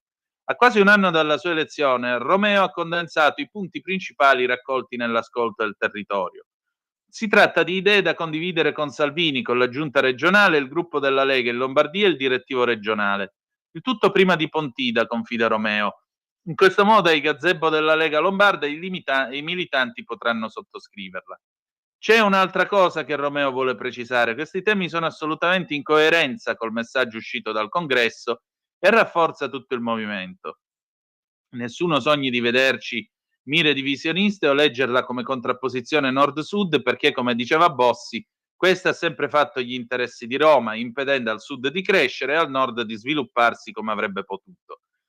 Prosegue Romeo. La questione è che, accanto alle politiche nazionali che la Lega porta avanti e io da capogruppo sono il primo a sostenere, pace fiscale, no al riarmo, infrastrutture strategiche, riforma della giustizia, decreti sicurezza, pensioni, Europa diversa, ce ne sono altre più identitarie che abbiamo bisogno di portare avanti come Lombardia, con l'appoggio del governo centrale. Tutti questi argomenti chiedono maggiori spazi di libertà nella loro gestione, a partire dalla sanità, e qui la Lega ha già presentato un emendamento per consentire alle regioni coi conti in ordine di poter spendere con meno vincoli le risorse assegnate. Con quei soldi la regione avrebbe più autonomia, ad esempio per aumentare gli stipendi, assumere medici e infermieri, limitare le liste d'attesa. Interessante è anche l'accenno ai concorsi regionali. In troppi vengono assunti qui in Lombardia, ma poi se ne vanno perché la vita costa troppo. Legare l'assunzione all'obbligo di restare in loco per 10 anni potrebbe essere una soluzione per evitare di trovarci sguarniti in settori chiave della pubblica amministrazione. Poi c'è la questione dei salari, da parametrare al costo della vita rispetto alle diverse aree territoriali. Come? Incentivando la contrattazione di secondo livello. In particolare importanza tutta l'area che riguarda le imprese. Ci chiedono di riprendere la misura del credito d'imposta e prevedere forme di detassazione sul rinnovo dei contratti. Ma non solo. C'è anche la difesa del sistema economico produttivo lombardo, da attuarsi attraverso un coordinamento permanente non solo tra le regioni del nord, ma valorizzando le intese con le regioni europee più avanzate, come Baviera o dei 4 motori d'Europa. A proposito d'Europa, sarà importantissimo lottare, spiega Romeo, contro la centralizzazione dei fondi di coesione che dovranno continuare a essere gestiti dalle regioni e non dai governi centrali. Qui si lega la richiesta di creare una zona economia speciale, una ZES, unica in Lombardia, che comprenda anche tutti i territori di confine. E ancora, la sicurezza con un diverso riparto delle risorse umane. Bisogna inviarne di più nelle zone dove sono più alti i rischi legati a sicurezza e immigrazione. Altra battaglia già depositata in Parlamento è quella per dare poteri speciali a Milano, per semplificare quella burocrazia che ne frena lo sviluppo. Come si evince, si tratta di temi importanti, e qui abbiamo elencato solo i principali, che a Pontida verranno declinati in chiave lombarda, ma che presto potrebbero andare a costituire una vera e propria agenda nord da mettere sul tavolo di Roma. Alright. Allora, adesso noi andiamo a vedere il tempo. È importante questo lavoro d'inchiesta che sta facendo la coraggiosa collega Giulia Sorrentino, perché ci vuole coraggio a fare una cosa del genere, va detto. Intanto però io voglio leggervi le zappe che sono arrivate, tiriamo un attimo il fiato, un momentino, eccomi qui. Tac. E mi chiedo come uno accolto per motivi umanitari ha il denaro per la droga, dice Antonia. Ancora, le grandi d'Europa, Francia e Germania stanno andando in crisi, per me è una vendetta di Berlusconi. Ridete ancora, ridete Merkel e Sarkozy. Beh, può anche darsi che lui da lì vada a tirargli le coperte, chi lo sa. La nave ONU sparata non è, ONG sparata non è italiana, le acque non sono italiane ma internazionali. Chi si impiccia alla procura di Siracusa? Saluti Silvio. Lorenzo Acomo, ciao Antonino, ciao Lorenzo. Non vorrei che il fatto che lo stupratore fosse drogato possa essere considerato un attenuante in combo col permesso umanitario di cui era beneficiario. Anzi, dovrebbe essere un elemento aggravante per il fatto che volontariamente il soggetto ha voluto alterare la propria capacità di intendere. PS, coloro che condannano la bandiera nazionale di qualsiasi paese essa sia, probabilmente sono i primi che scenderebbero in piazza sventolando la prima bandiera che capiti loro tra le mani, probabilmente quella palestinese o arcobaleno. Buona giornata. Beh, considera che una ragazzina il mese scorso a una manifestazione scolastica, dice descrivi la tua identità culturale, si è presentata col vestito quello che portava Jerry Halliwell delle Spice Girls, no? Quella specie di abitino lungo che aveva le pagliette e faceva il disegno della bandiera inglese. Lei è stata cazziata e punita perché era razzismo questo. Ancora Marco da Milano, quelli che protestano alla mostra del cinema cosa credono di ottenere con Netanyahu? È un po' come la pretesa della Schlein quando sbraita sulla Meloni che deve riferire in Parlamento sul prendere posizione nei confronti di Israele. Ma neanche se Meloni partisse ora per Tel Aviv e prendesse a sberle Netanyahu cambierebbe un odio che dura da 2000 anni. Ancora Walter, ciao Antonino, ma se la Calabria può permettersi di pagare il reddito di cittadinanza, perché la Lombardia, residuo fiscale 58 miliardi di euro, non elimina il bollo auto? E anche l'IRPEF regionale, Walter, che continua a non capire. E nemmeno io continuo a capire, fratello mio. Insomma, questa è l'Italia in cui io e te viviamo, fratello caro.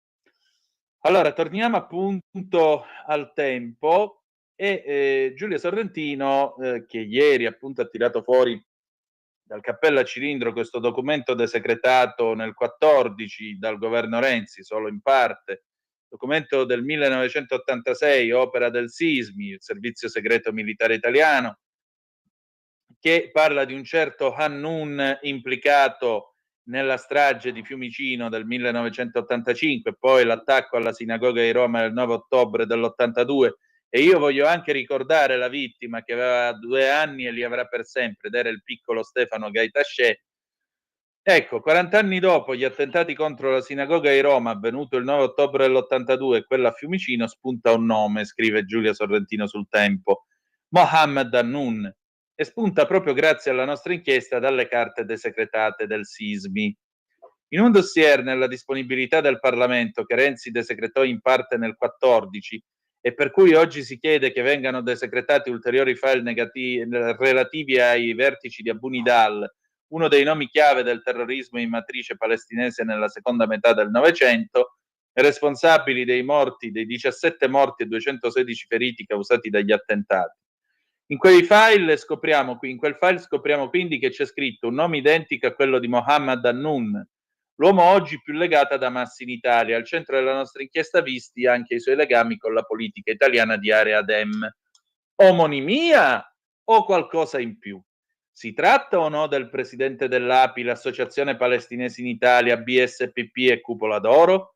È proprio per dipanare questo dubbio, che potrebbe cambiare il corso degli eventi, che il deputato di Fratelli d'Italia, Federico Mollicone, ha firmato un'interrogazione indirizzata alla Presidenza del Consiglio, al Ministro dell'Interno, della Giustizia e della Difesa, per capire quali iniziative si intendano adottare per comprendere se i profili coincidano. A reagire Gadiel, il fratello di Stefano Gaitasce, il bimbo italiano di soli 2 anni ucciso nell'attentato alla sinagoga.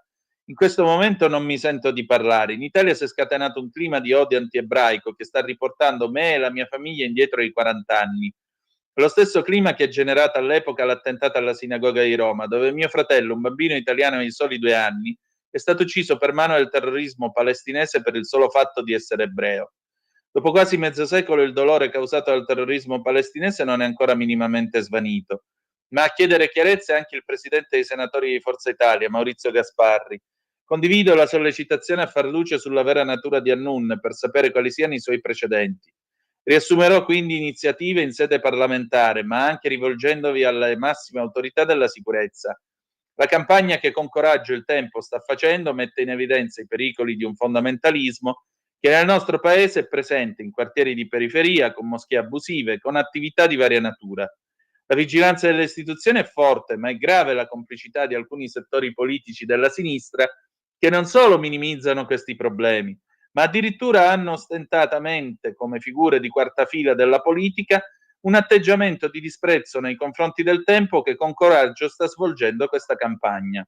Pertanto dobbiamo svelare tutti i misteri che accompagnano il signor Hannun, capire meglio i suoi precedenti, mettere in mostra le complicità che oggi sono state alimentate dalla sinistra italiana, grazie al Tempo e al lavoro che sta facendo per la sicurezza del nostro paese.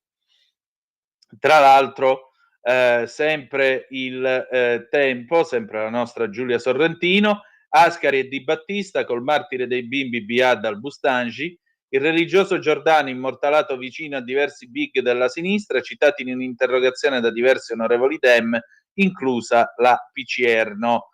Insomma, direi che stia venendo fuori qualcosa su cui riflettere. Le 10:01, noi andiamo in pausa, ci sentiamo Anna Oxa è tutto un attimo e poi torniamo e con le ultime 2 o 3 notizie apriamo il telefono. A tra poco. Stai ascoltando Radio Libertà, la tua voce libera, senza filtri né censure, la tua radio.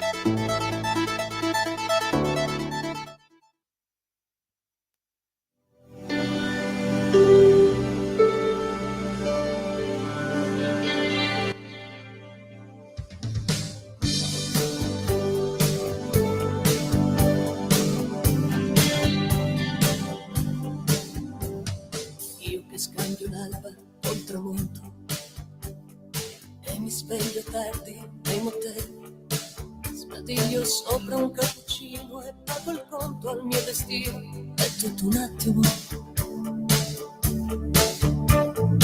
Io che firmo il nome come viene, dormo spesso accanto al finestrino, mi trucco il viso più deciso e vivo il tempo più vicino. È tutto un attimo. La mia vita è questa qua e un'altra dentro non ci sta. Questa vita siete voi, questo cuore immenso che solo se ci penso già sento tesa l'anima. La mia vita siete solo voi, siete voi, solo voi.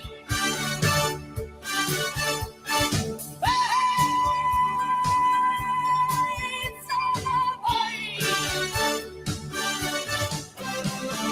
Io che scambio amore fino in fondo, solo nei momenti miei con te, immaginando anche un bambino, chiedo il resto al mio destino. È tutto un attimo. La mia vita è questa qua e un'altra dentro non ci sta.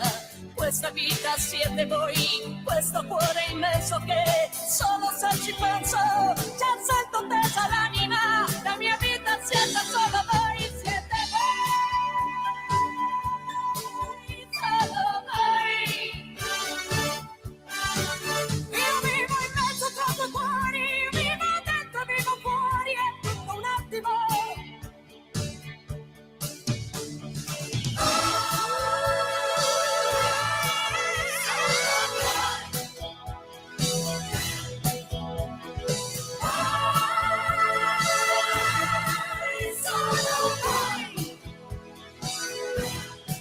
Io vivo in mezzo tra due cuori, io vivo dentro, vivo fuori, è tutto un attimo. La mia vita è questa qua che un'altra dentro non ci sta. Questa vita siete voi, questo cuore immenso che solo se ci penso già sento tesa l'anima. La mia vita siete solo voi, siete voi, solo voi.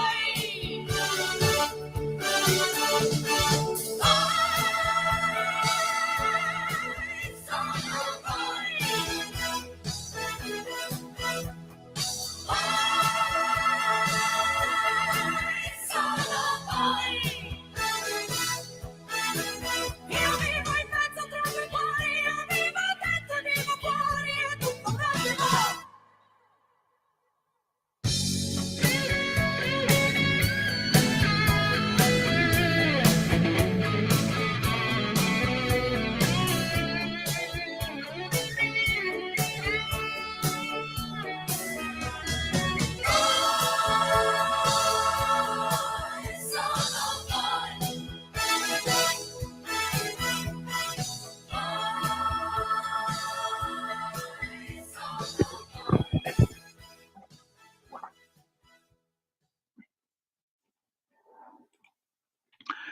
Oh, e rieccoci qua alle 10, 5 minuti e 34 secondi. Sì, tolgo la condivisione, Francesco.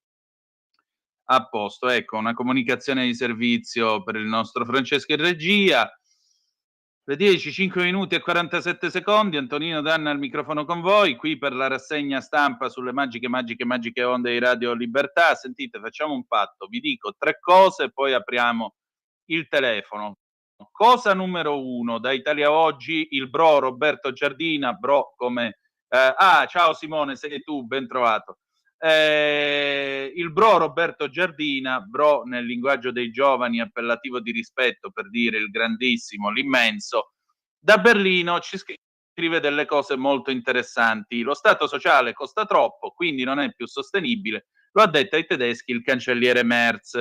Il buco nel bilancio tedesco sarà di 170 miliardi di euro. Quindi, come vedete, c'è la Francia che ha tutte e 4 le frecce accese e probabilmente anche tutte e 4 le gomme a terra, ruota di scorta inclusa. La Germania che si sta fermando. Vedete un poco voi. Sentite un po' cosa scrive l'immenso Roberto Giardina. Domenica Friedrich Merz per la giornata delle porte aperte ha accolto i berlinesi alla cancelleria. Un giorno di festa nonostante il tempo autunnale ed ha annunciato alle famiglie con i bambini che così non si può andare avanti. Lo Stato sociale costa troppo. Immaginate che bella accoglienza. Si dovranno fare rinunce, si spende una cifra a 9 zeri, 1.345 miliardi all'anno, 4 miliardi di euro al giorno più o meno, il 6,6% in più in confronto con l'anno scorso. Rispetto al 2008 si spende il doppio, ma in 17 anni l'inflazione è salita di meno, il 42%. Eppure l'assistenza pubblica è peggiorata in tutti i settori. Il vice cancelliere, il socialdemocratico Lars Klingbeil, ha ricevuto il pubblico al Ministero delle Finanze. In maniche di camicia si è lamentato, il buco di bilancio per il prossimo anno è di oltre 170 miliardi. Mi dispiace, sarà inevitabile aumentare le tasse per i redditi più elevati, ha concluso. Markus Söder, il leader della CSU, i cristiano-sociali bavaresi, risponde: i socialdemocratici da 20 anni non hanno ancora capito che stangare quelli che considerano ricchi non ha mai funzionato. I due partiti al governo non sono quasi mai d'accordo, i tedeschi attendono ancora il programma di riforme che Merz aveva promesso per la svolta e una rapida ripresa. Klingbeil il lunedì è volato a Kiev per promettere nuovi aiuti, l'Ucraina riceverà altri 9 miliardi di euro. In Germania, entro la fine della legislatura, nel 2029, sono previsti 500 miliardi per le spese militari e per il ministro della difesa, il socialdemocratico Boris Pistorius, è inevitabile tornare alla leva obbligatoria, ma si deve risparmiare su pensioni, sanità, scuola, ferrovie, le autostrade, per le residenze e l'assistenza agli anziani. Domenica, secondo l'ennesimo sondaggio, l'AfD, il partito dell'estrema destra, continua a salire ed è alla pari coi cristiano-democratici di Merz, 25-25. Spende di più lo Stato e anche i privati. Le imprese l'anno scorso per i contributi al loro carico, pensioni e sanità hanno versato 472 miliardi e i dipendenti poco meno. I pensionati al minimo nel 2025 hanno ricevuto un aiuto statale di 127 miliardi. Per le pensioni di invalidità si sono spesi altri 91 miliardi, 60 per l'assistenza ai grandi invalidi. Eppure non basta. Il governo annuncia che si dovrà lavorare di più fino ai 70 anni e ricevere di meno. Friedrich Merz accusa i tedeschi di lavorare poco, si dovrebbe tornare alla settimana di 40 ore. Per gli assegni di disoccupazione il bilancio è 45 miliardi. Per il Bürgergeld, il reddito di cittadinanza, una trentina di miliardi. Per i contributi all'affitto ai pensionati al minimo e ai disoccupati il conto ha raggiunto i 27 miliardi. La sanità costa 433 miliardi, ma si chiudono gli ospedali e si attende a lungo per un appuntamento col medico di base. La colpa, secondo il governo, è sempre dei tedeschi che vanno troppo spesso dal dottore. Si propone che paghino un ticket per ogni visita. Che fare? Tagliare sembra facile, ma si potrebbero risparmiare al massimo 900 milioni. La burocrazia è inefficiente, non sempre per colpa dei dipendenti alle prese con un groviglio di leggi e norme spesso contraddittorie. E la cura sarebbe cancellare i privilegi del beante, i funzionari pubblici, che non pagano contributi per la pensione, ma diritti acquisiti che non si possono cancellare. E quindi la riforma colpirebbe solo i nuovi assunti. È inevitabile che i giovani migliori preferiranno andare nelle industrie private. Alcune proposte sono irrealizzabili e anticostituzionali, servono solo a finire in prima pagina e rivelano che i politici non sanno bene che fare. Per ridurre le spese sociali si pensa di punire gli anziani.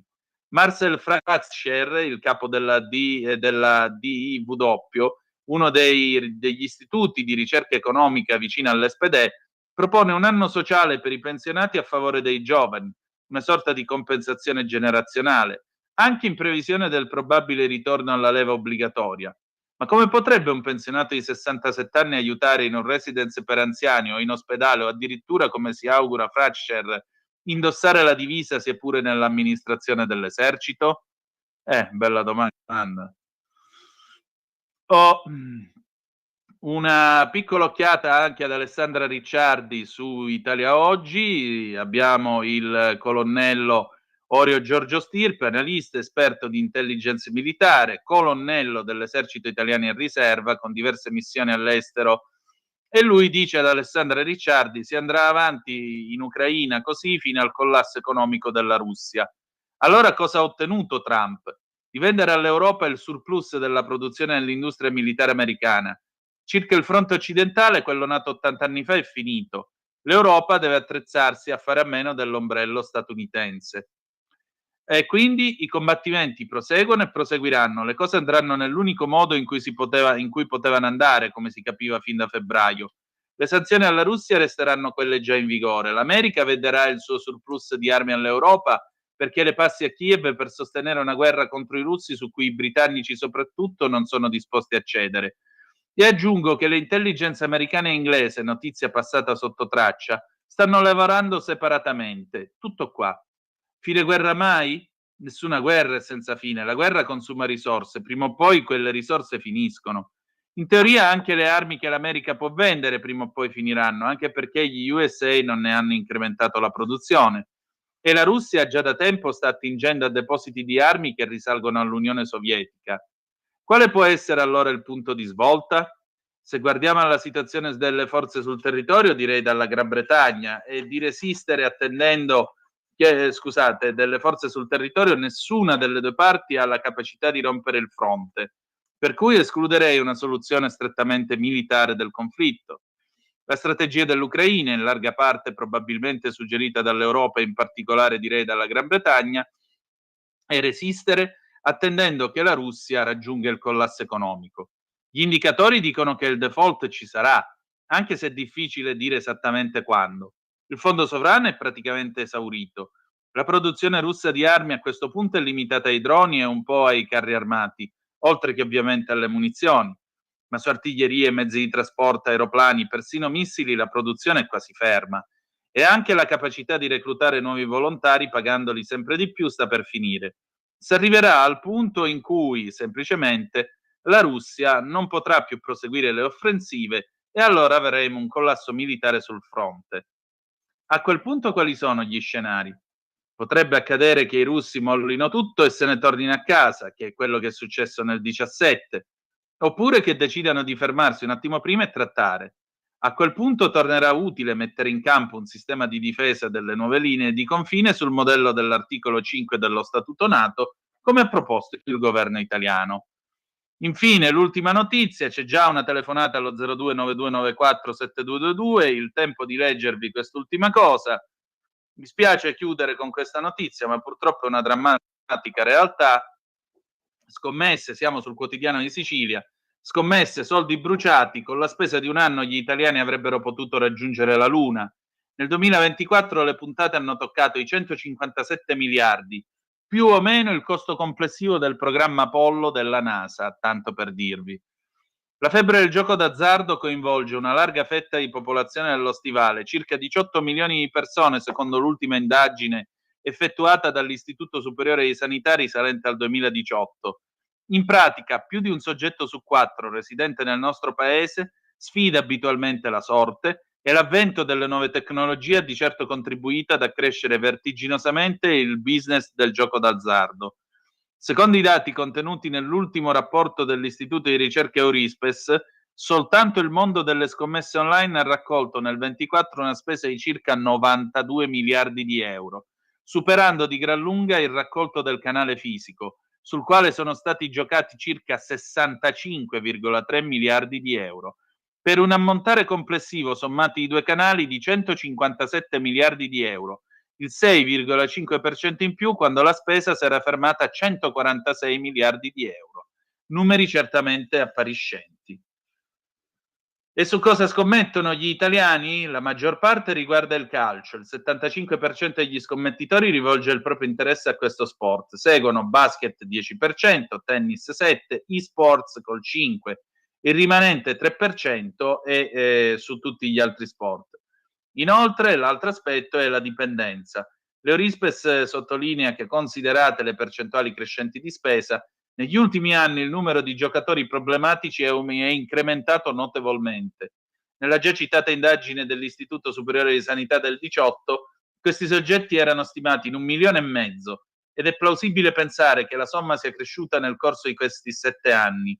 Eurispes, a tal proposito, riprende uno studio pubblicato nel 20 dall'Università di Bologna che sottolinea come i costi finanziari diretti associati al gioco problematico, inclusi bancarotte e inadempienze, impongono un onere economico annuo alle famiglie italiane che può ammontare a diverse centinaia di migliaia di euro. Pronto, chi è là? Buongiorno signor Tonino, Lisetta. Buongiorno, le chiedo scusa per averle fatto fare anticamera, signora Lisetta. Va bene, fa niente. Per stavolta sorvolo. Grazie. Allora, io torno indietro di qualche giorno, Salvini contro Macron, cioè secondo Sì. me i francesi tentano di sopraffarci, signor Tonino. Allora, naturalmente ha ragione Salvini, Macron è permaloso per le battute del nostro ministro e anche per le vecchie ruggini, dico io, al tempo dei gilet gialli e per il sostegno alla Le Pen. Ma anche noi, signor Tonino, abbiamo subito attaccati dai ministri francesi e pigoli, dico io, di Macron, come Darmanin.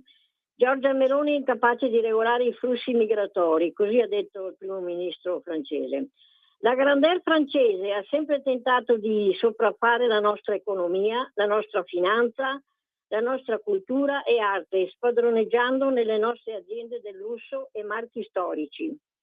Più volte Macron ha ingaggiato scontri verbali con Giorgia Meloni, ma alla fine questi screzi, mi sembra, si concludevano con una pace armata in attesa del prossimo round. Salvini, con un fare grezzo e un po' burlone, dico io, ha risposto per le rime a Macron. Se vuoi inviare soldati in Ucraina, mettiti l'elmetto e imbraccia il fucile. La grandeur francese, signor Tonino, si offende per le battute di Salvini, ma gli italiani non dimenticano le razzie effettuate da Napoleone sul suolo italico. Il dittatore francese, mentre si incoronava re d'Italia nel 1805, pronunciava queste parole: Dio me l'ha data, guai a chi la tocca. Tutto qua, io saluto e buona giornata. Grazie ancora. Dico solo questo, cara Lisetta, io non vado addirittura fino a Napoleone, mi attengo soltanto a un fatto che è successo qualche anno fa. C'era l'Enel, ce l'avete presente l'Enel? Sì, che è una seria compagnia, come si dice, dell'elettricità, coi conti a posto, tutto in ordine, tutto bene, quindi rispettabilissima, niente da dire sul conto dell'Enel. Un bel giorno l'Enel ha detto: sapete che c'è? Che io ora mi vado a comprare l'EDF, l'Electricité de France, cioè l'Enel Transalpina. L'Enel si presenta e dice: buongiorno, sono l'Enel, come potete ben vedere io ho i conti tutti in ordine, sono una signora azienda seria come Dio comanda e mi voglio comprare l'EDF. A questo punto è intervenuto stranamente il governo di Parigi con tanti saluti all'Europa, che ce lo chiede l'Europa perché l'Europa si basa sul libero scambio. Ha detto: ah no, cara Enel, tu ti vai a sbattere i denti contro un bel muro, e sai perché? Perché l'EDF non te la vendiamo, è un asset di Stato. No, non te la possiamo dire, non te la possiamo dare. Mi dispiace, pazienza. Vogliamo parlare del trattato del Quirinale? Vogliamo parlare del trattato del Quirinale? Ora, secondo voi si può fare un trattato e darlo in pasto, perché questo è il termine giusto, darlo in pasto ai deputati e ai senatori 2 giorni prima che scada il tempo per la ratifica da parte delle Camere? Ma voi ve lo ricordate Paolo Formentini quando è venuto a Zoom e ci ha raccontato sta scena semplicemente assurda? E voglio dire, Paolo Formentini fa il vicepresidente della Commissione Affari Esteri alla Camera, mica è un passante che passa di là, è una persona seria, capace e preparata. E permettete, io mi fido di Paolo Formentini. Abbiamo un'altra telefonata, pronto, chi è là? Ciao Antonino, sono Marco da Mantova.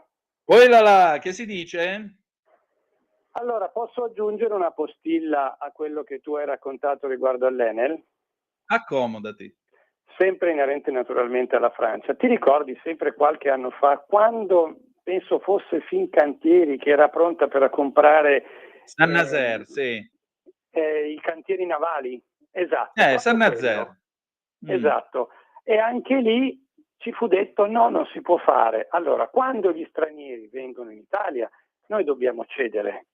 Quando l'Italia ha la possibilità di andare all'estero a comprare, ci viene detto che non si può fare. Questa è la democrazia di questa Unione Europea, nella quale noi, grazie agli amici del PD e del centro-sinistra, noi siamo entrati da sconfitti. Craxi l'aveva detto: i francesi entreranno da francesi, i tedeschi entreranno da tedeschi, gli italiani entreranno in Europa da europei. Questo è quanto. Ti saluto Antonino, grazie, ciao. Aggiungo anche un'altra cosa. I francesi sono potuti venire a comprarsi, a rilevarsi il gruppo Fiat, prendersi quello che volevano e quella. Chissà se domani un'azienda italiana piglia e prova ad andarsi a comprare Stellantis, che cosa succede dopo? Altra telefonata, pronto, chi è là? Pronto? Dottore Danna? Sì. Buongiorno. Oh, Antonino. Vittorio carissimo, ciao. Tu mi chiami quando si parla di Enel. C'è un tassello grosso che manca. L'Enel, l'Ente Nazionale Elettricità, è stata sciolta per una manovra di Giuliano Amato e del governo D'Alema, e ci hanno sciolto allora in direzione dicendo praticamente che non poteva essere più nazionalizzata perché c'era libera concorrenza, il mercato comune europeo, quindi tutti i dipendenti, i funzionari, i dirigenti sapevano questo discorso. Invece per l'Enel è stato possibile scioglierla, nonostante aveva i conti a posto e tutte le cose. Quindi scioglierla non è. Per l'EDF è rimasta. Quindi non è che ci fu un discorso di poter comprare o non comprare. Cioè praticamente l'ente nazionale francese è rimasta nazionale. A noi hanno ingannato, ci hanno imbrogliato, come sono abituati. E l'ex Quercia, tutte quelle che sono abituate a imbrogliare e fare passare le notizie false come veritiere, e noi ci crediamo in certo qual modo, è giusto? Quindi non è affatto vero questo discorso. Il fatto che loro non solo mi hanno comprato le azioni dall'estero, va bene, investendo sull'ex Enel 1 miliardo e ci davano 400 milioni e ci pigliavano 1 miliardo di azioni e vengono tutti i capitali esteri. Oggi li riscontriamo nel libro di Giordano, la Fiat per esempio. E ti auguro una buona giornata. Ho voluto aggiungere questo tassello, se tu me lo consenti. Prego, accomodati, grazie. Buona giornata. Grazie a te. Sei sempre grandissimo. Ciao. Ciao. Altra telefonata, pronto, chi è là? Pronto? Allora? Sì. Buongiorno, sono Mario, Buondì. chiamo da Varese. Sempre parlando Benvenuto. della Francia, delle cose, non si può neanche dargli più di quel torto, nel senso, a me mi è proprio antipatico quello lì. Però il governo, quando c'era Renzi, che mi sembra che sia di sinistra, ma Renzi è un po' come Conte, non è né di sinistra né di destra, basta non saltare giù dalla poltrona, lui si attacca a tutto, basta non mollare il governo. Ma mi sembra che aveva regalato ai francesi le nostre coste, che i pescatori quando sono andati là li hanno mandati via, che sono diventate francesi le coste italiane. Perciò forse lui è abituato alla sinistra, che è sempre con loro guai, inchinevole, sempre pronta a tirar giù i calzoni per la Francia, ma sarebbe ora di cambiare registro. Buona giornata. Buona giornata. Altre 3 telefonate. Pronto, chi è là? Tocca a me? Sì? Sì, Pronto? buondì. Buongiorno. Io volevo 2 cose. Salutare Marco da Mantova, sono stata a Mantova l'altro giorno ed è una città bellissima, veramente mi ha proprio preso il cuore. Un'altra cosa per lei, grazie mille per la musica che ha messo stamattina, davvero apprezzo tantissimo perché trova sempre dei pezzi che difficilmente si ascoltano così sulle radio. Lei è una donna dai gusti squisiti, se lo lasci dire. Andiamo avanti. No, allora, io la penso molto spesso diversamente da lei, però quando devo fare un apprezzamento lo faccio senza problemi. Grazie. Non preoccupiamoci della Francia, noi abbiamo lo zio grande che viene da ovest e lo zio ancora più grande forse che viene da est. Loro stanno cambiando questi 2 amici perché sono amici e collaborano già da un po', non da 2 domeniche fa chiaramente, collaborano già da un po'. Abbiamo questi nostri 2 amici che stanno soverchiando l'ordine mondiale. Quindi questi 2 poli di attrazione, Trump sappiamo che come Europa lui la vuole smembrare e ci sta riuscendo. La Germania e la Francia sono nel suo mirino, per cui le vuole affossare e vuole togliere di mezzo i Rothschild da una parte che comandano Macron e altri mondi, Soros eccetera, che comandano Merz. Per cui l'unico Stato al quale secondo me Trump è affezionato e vuole che rimanga in auge è l'Italia. Quindi stiamo tranquilli, nel senso che questi sono proprio gli ultimi ruggiti di una bestia che sta veramente morendo. Vedremo a breve, e stiamo già vedendo tantissimi cambiamenti. L'Italia sarà la terza Roma, cioè la seconda Roma, perché la terza è Mosca, quindi lo zio grande da est e da ovest ci vogliono bene e sanno che hanno bisogno dell'Italia, vuoi per la sua storia, vuoi per la posizione geografica, eccetera, eccetera. Quindi i cambiamenti che stiamo vedendo, secondo me, ci possono solo che fare bene. Dobbiamo solo vedere, aspettare. Per quanto riguarda l'immigrazione, vediamo come si sta comportando il governo Starmer in Inghilterra, quello schifo che quell'ex magistrato sta facendo, e anche lì il suo popolo si sta ribellando, quindi anche lì sono gli ultimi rigurgiti di Soros e delle sue ONG, eccetera, eccetera. Quindi abbiamo solo un po' di pazienza. Marco, non essere pessimista, vedrai che le cose andranno sempre meglio. Grazie mille e buon lavoro. Grazie, salve. Prego, saluti. Ultime 2 telefonate. Pronto, chi è là? Sì, pronto, buongiorno, sono Fabrizio di Sabio Chiesa. Oi, carissimo, ciao. Buongiorno Antonino. Allora, c'è una cosa che mi sono sempre chiesto. La sinistra italiana, quando si parla di scuola, di sanità, di trasporti, di tutte queste cose che sono bene pubblico, ribadisce sempre che devono stare nel settore statale, non vanno privatizzati, l'acqua non va privatizzata, l'Enel così, e tutte queste cose che da un certo punto di vista mi stanno anche bene, cioè tutto quello che è di pubblica utilità deve servire alla popolazione e privatizzarlo non ha portato per niente bene. Però c'è una cosa strana. Allora, la sinistra vuole che sia pubblico tutto ciò che ci costa una barca di soldi, anche se è inefficiente, l'importante è che rimanga pubblico, però con il signor Prodi e accoliti praticamente ha privatizzato tutto ciò che era pubblico e che ci rendeva dei soldi, che a noi prima di tutto era dei cittadini italiani e non era proprietà dello Stato, e praticamente autostrade, telecom, le varie aziende, la chimica, tutto ciò, praticamente le aziende turistiche, le aziende agricole sono state privatizzate perché quelle ci guadagnavamo. E mi sono sempre chiesto come mai un partito o comunque una tendenza politica che si basa molto sul pubblico è andata a regalare ai privati tutto quello che funzionava, e praticamente noi che siamo cittadini dobbiamo pagare sempre le tasse per tutto quello che non funziona. È una contraddizione che mi sembra che abbia la sinistra italiana, tra le tante contraddizioni che ha, anche questo, fa guadagnare ai ricchi e impoverisce la povera gente. Ti saluto. Grazie a te. Sai, c'era una fabbrica che faceva automobili, si chiamava Alfa Romeo. Per una serie di decisioni politiche volute da De Mita e Gullotti perse il suo miglior presidente. Vennero le crisi, vennero i problemi. Poi venne Prodi, che anziché cambiare il management, mettere della gente capace e soprattutto capace di gestire l'azienda e darle un futuro, preferì vendere alla Fiat. Questo è tipicamente il comportamento da quelle parti.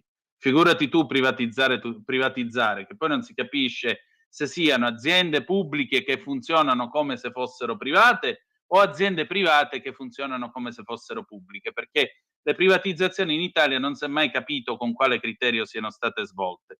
Ultima telefonata, pronto, chi è là? Pronto, buongiorno. Oh, maresciallo Comandi, velocissimo. Grazie, però. Caro. Io sono sempre veloce, non faccio le conferenze in radio, le vado a fare in pubblico, ma in radio sono velocissimo. Allora, una cosa sola. Francia, io vengo da un paese, la mia famiglia, che si chiama Torre Pellice, dove è il centro della religione valdese, quindi famiglie valdesi, cattolici valdesi per tradizione parlano francese. Noi alle scuole elementari dalla prima studiavamo la lingua francese. Io ho dei parenti in Francia e quindi sono abbastanza legato al mondo transalpino. Ma non è questo. Quando ero in marina, che andavamo in Francia a Tolone, era un nostro gioco riuscire a catturare il pompon che i marinai francesi portano sul cappello, ed era un grande successo. E poi sulla portaerei Clemenceau c'era scritto honneur, valeur, discipline. E qui la chiudo, tanto di cappello. Ciao a tutti, grazie, ciao. Noi chiudiamo qui, sigla finale, Franco e Ciccio e Mi pareva strano, nel 1981, a tra poco con la supposta con Giulio Cainarca. Avete ascoltato la